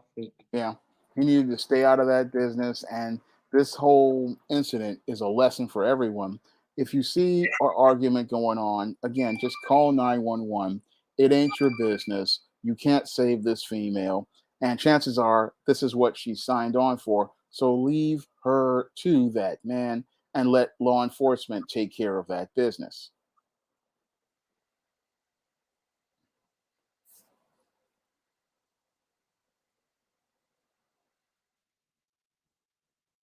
All right, man. Well, I don't have any more to say. Yeah, mostly, definitely. We're trying to get some calls. Cheryl Massey said she tried to call in, and before we get off out of here, Sean, if you want to do your plug in, go ahead. But I'm gonna try and see if we can get some people to call back in. You All guys, right. go All right, ahead. you guys can pick up the books of the SJS Direct 2022 catalog, ISIS Legacy, and East Team Horror of the Hyena Woman in paperback and Kindle format on Amazon.com, along with my 80 other titles. And you can also pick up the first SJS Direct comic, John Haynes at Death's Door, on Kickstarter right now. So I've got a lot of great books on Amazon and and my first full comic, John Haynes at Death's Door on Kickstarter. And all you need is $5 for it, and you can get a digital version of John Haynes at Death's Door, and you can also get a paper version for $15. So there are you can get the paper version for 15 and the digital version for 5, and every dollar helps me be able to produce more great content. So I'd appreciate it if you supported the John Haynes Kickstarter today.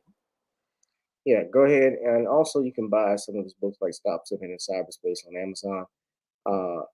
That's the phone number 504 656 6760. 504 656 6760. I know some of you had, and Cheryl, you wanted to call in, so I'm giving you an opportunity to call in a couple of minutes before we get off. All right, I just need to step aside for a moment. I'll be right back. Charles going to take another peek.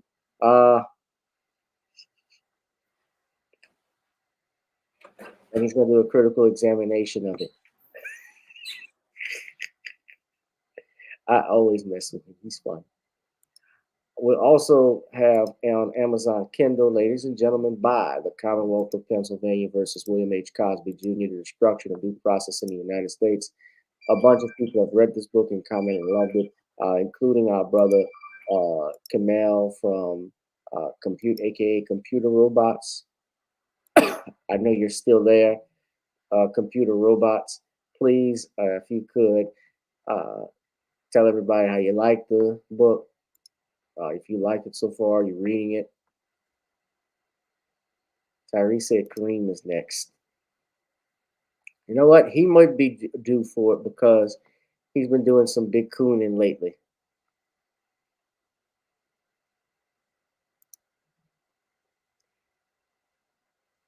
Thank you. Yeah, Kamel, Computer Robots has my book.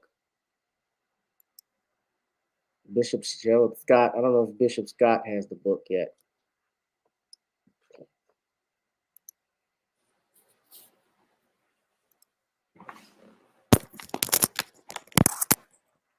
Okay, I am back. Call in 656-6760. I'm waiting. 504-656-6760.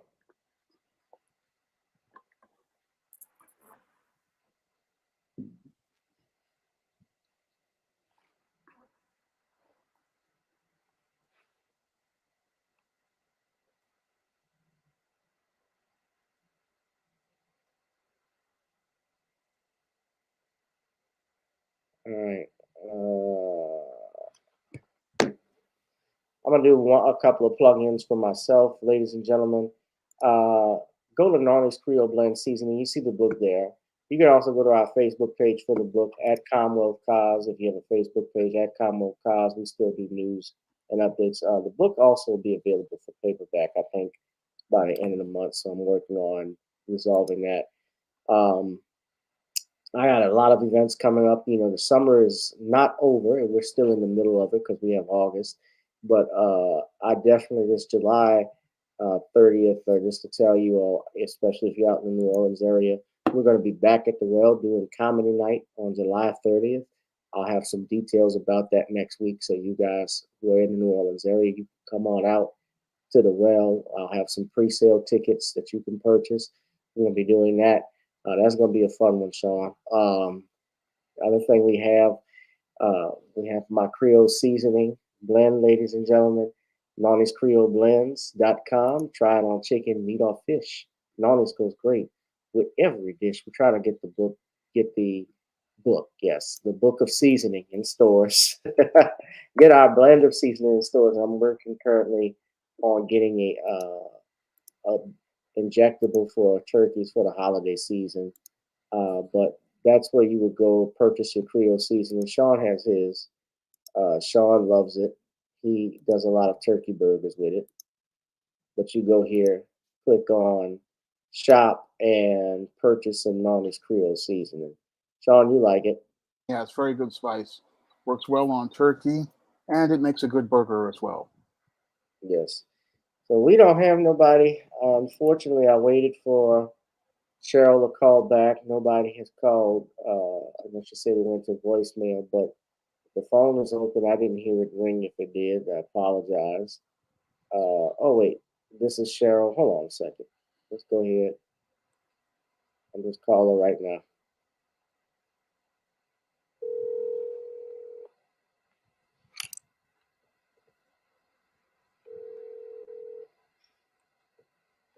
Can everybody? Yes, Cheryl, you're online. Hi, good evening, everybody. Good evening, dear. Good evening. Thank you for calling in, and tell everybody where you're calling from, Cheryl. I'm coming from Ohio. Ohio. Yes, I got. Ohio. Yeah. Yes, Springfield. Yes. All right. Know anybody here? No. No. Okay. It's not the Simpsons, huh? All right, Springfield. Yeah. Go ahead and say what you got to say, Cheryl. Just in relation to, I want to start with your first topic. If we can go back to the Emmett Till situation. Yeah, we can go back to that. Okay, I think most black people, especially during that time period, knew when you go down south, you know, you kind of stay away from WPs if you can from white people. So the fact that he listed her supposedly, I never believed that because I'm pretty sure his mother told him when you go down south, unwritten rule, you avoid those people as much as you can. So I did not believe that he whistled at Carolyn Bryant. She was nothing to whistle at, for one thing. So I never believe that happened because we all knew going down south, you conducted yourself in a certain way regardless. There was an unwritten rule and a written rule. What you do and don't do with those, type of people when you're around them. Right. Right. So that, I never believed that story.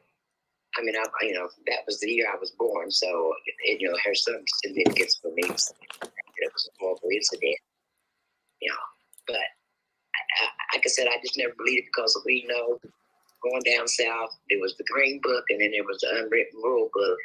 You avoid them people if you can.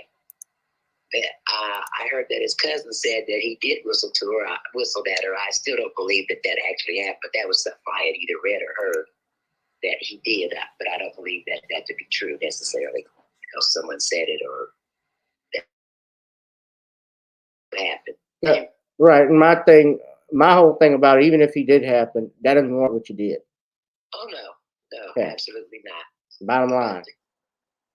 I think that, I think he might probably didn't whistle at her, and I think that probably pissed her off more than anything. Because, they're so feared for their beauty that, nobody can not acknowledge how gorgeous they are. But anyway, that was my point about it. I don't think that he whistled at her. I think he knew, not to have less contact with them type of people as much as he could, because I'm pretty sure his mother told him, this is what you do when you go down south. Like many parents have told their children when they went down south to visit relatives for the summer. This is what you do, this is what you don't do. So I never believed that story. In relation to Bill Cosby, I think his reputation stands alone. I don't have a need to defend him. I think what he did in his lifetime has been great.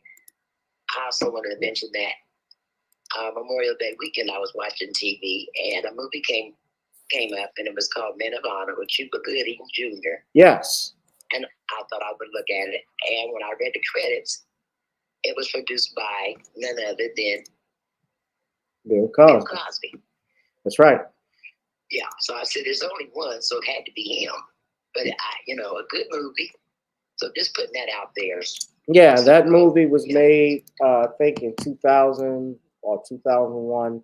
I remember, Cuba Gooding Jr. and Robert De Niro were in that film. And, Bill Cosby is a veteran. He served in the Navy. So he had an interest in doing that movie. I'm sure producing it on the first Black Master Chief of the Navy, which was Carl Bashir.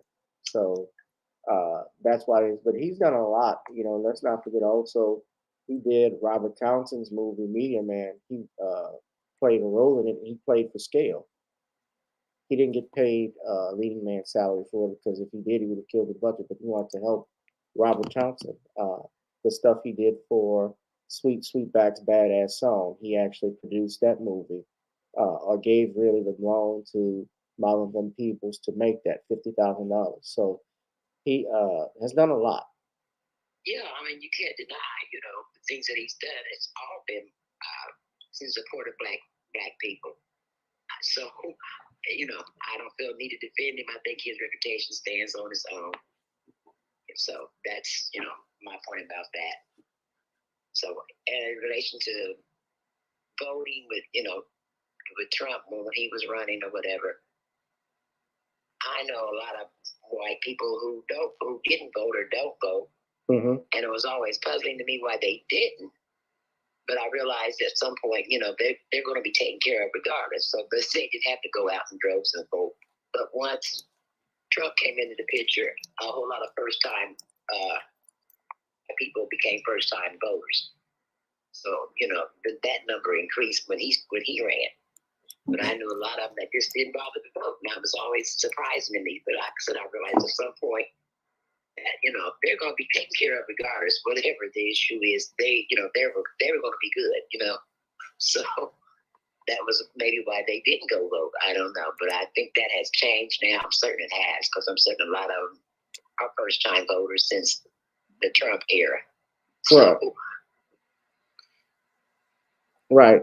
And to be clear, especially because Roly Poly was talking about Trump and how he said he was thankful for a low black voter turnout.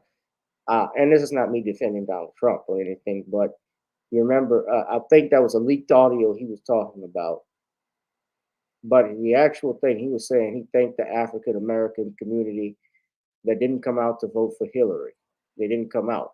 And people forget something. In 2020, Donald Trump actually had the largest black voter turnout in history since Richard Nixon in 1960. He actually increased. Well, he had the highest black vote. He turned at least 20% of black male voters, which was something. I'm gonna say I was a Trump fan, but as I didn't vote for Biden, that's for sure. Right. So, And some people voted third party. Yes. So people would vote third party. They weren't feeling the Democratic Party, but Roland is trying to get people on that, Democrat back on the damn side. Beep, beep, beep. Come on, we got to get the D party back in there. But he gets money from these groups.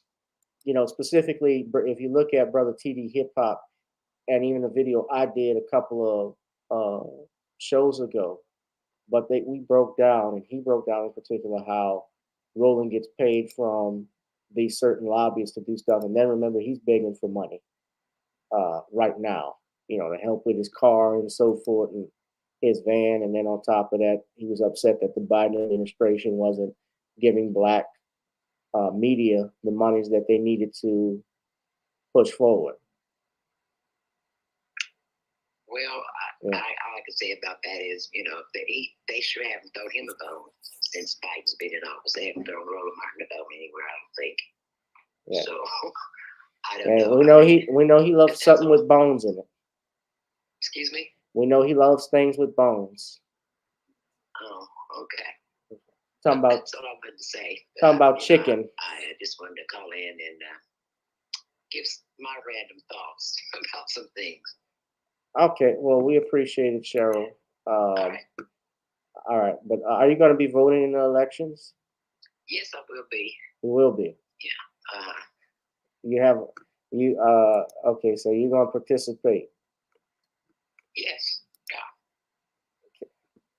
Yeah. I mean, depending on who's running, I don't know at this point who's, running for, you talking about the presidential election? Well, I'm talking about the national elections that you have.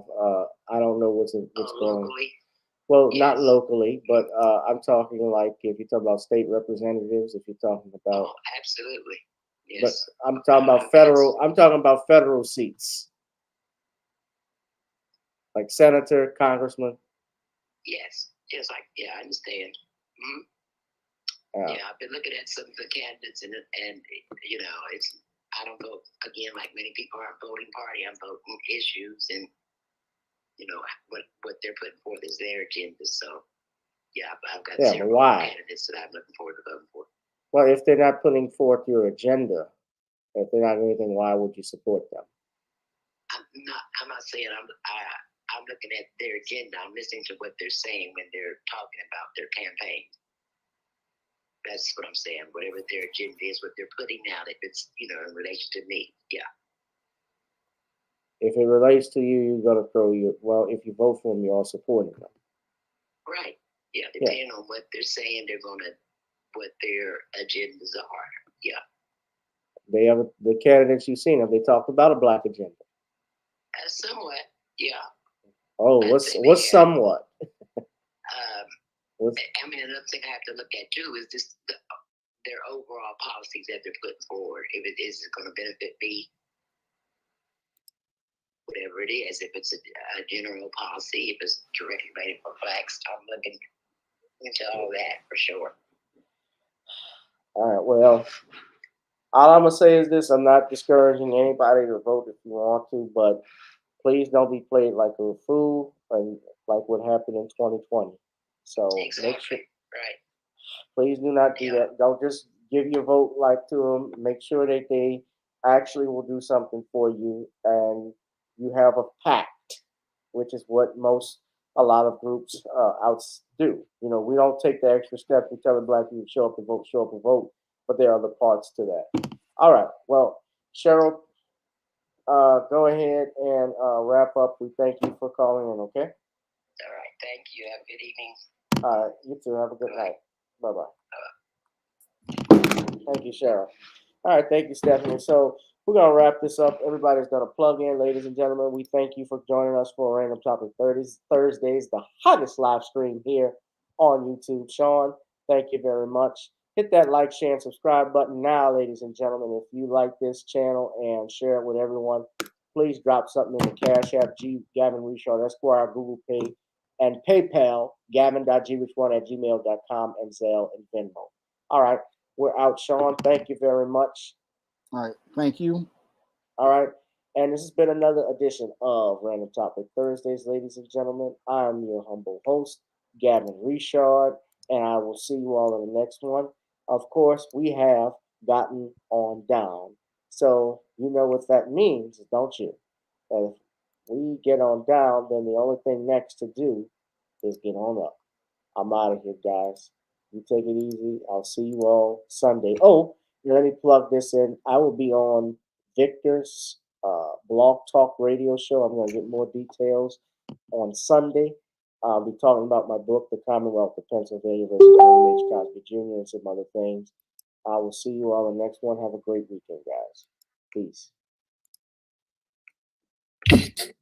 Girl, come on. Gotta dance to the beat, because on the dance floor is where we'll be. Show me what you got.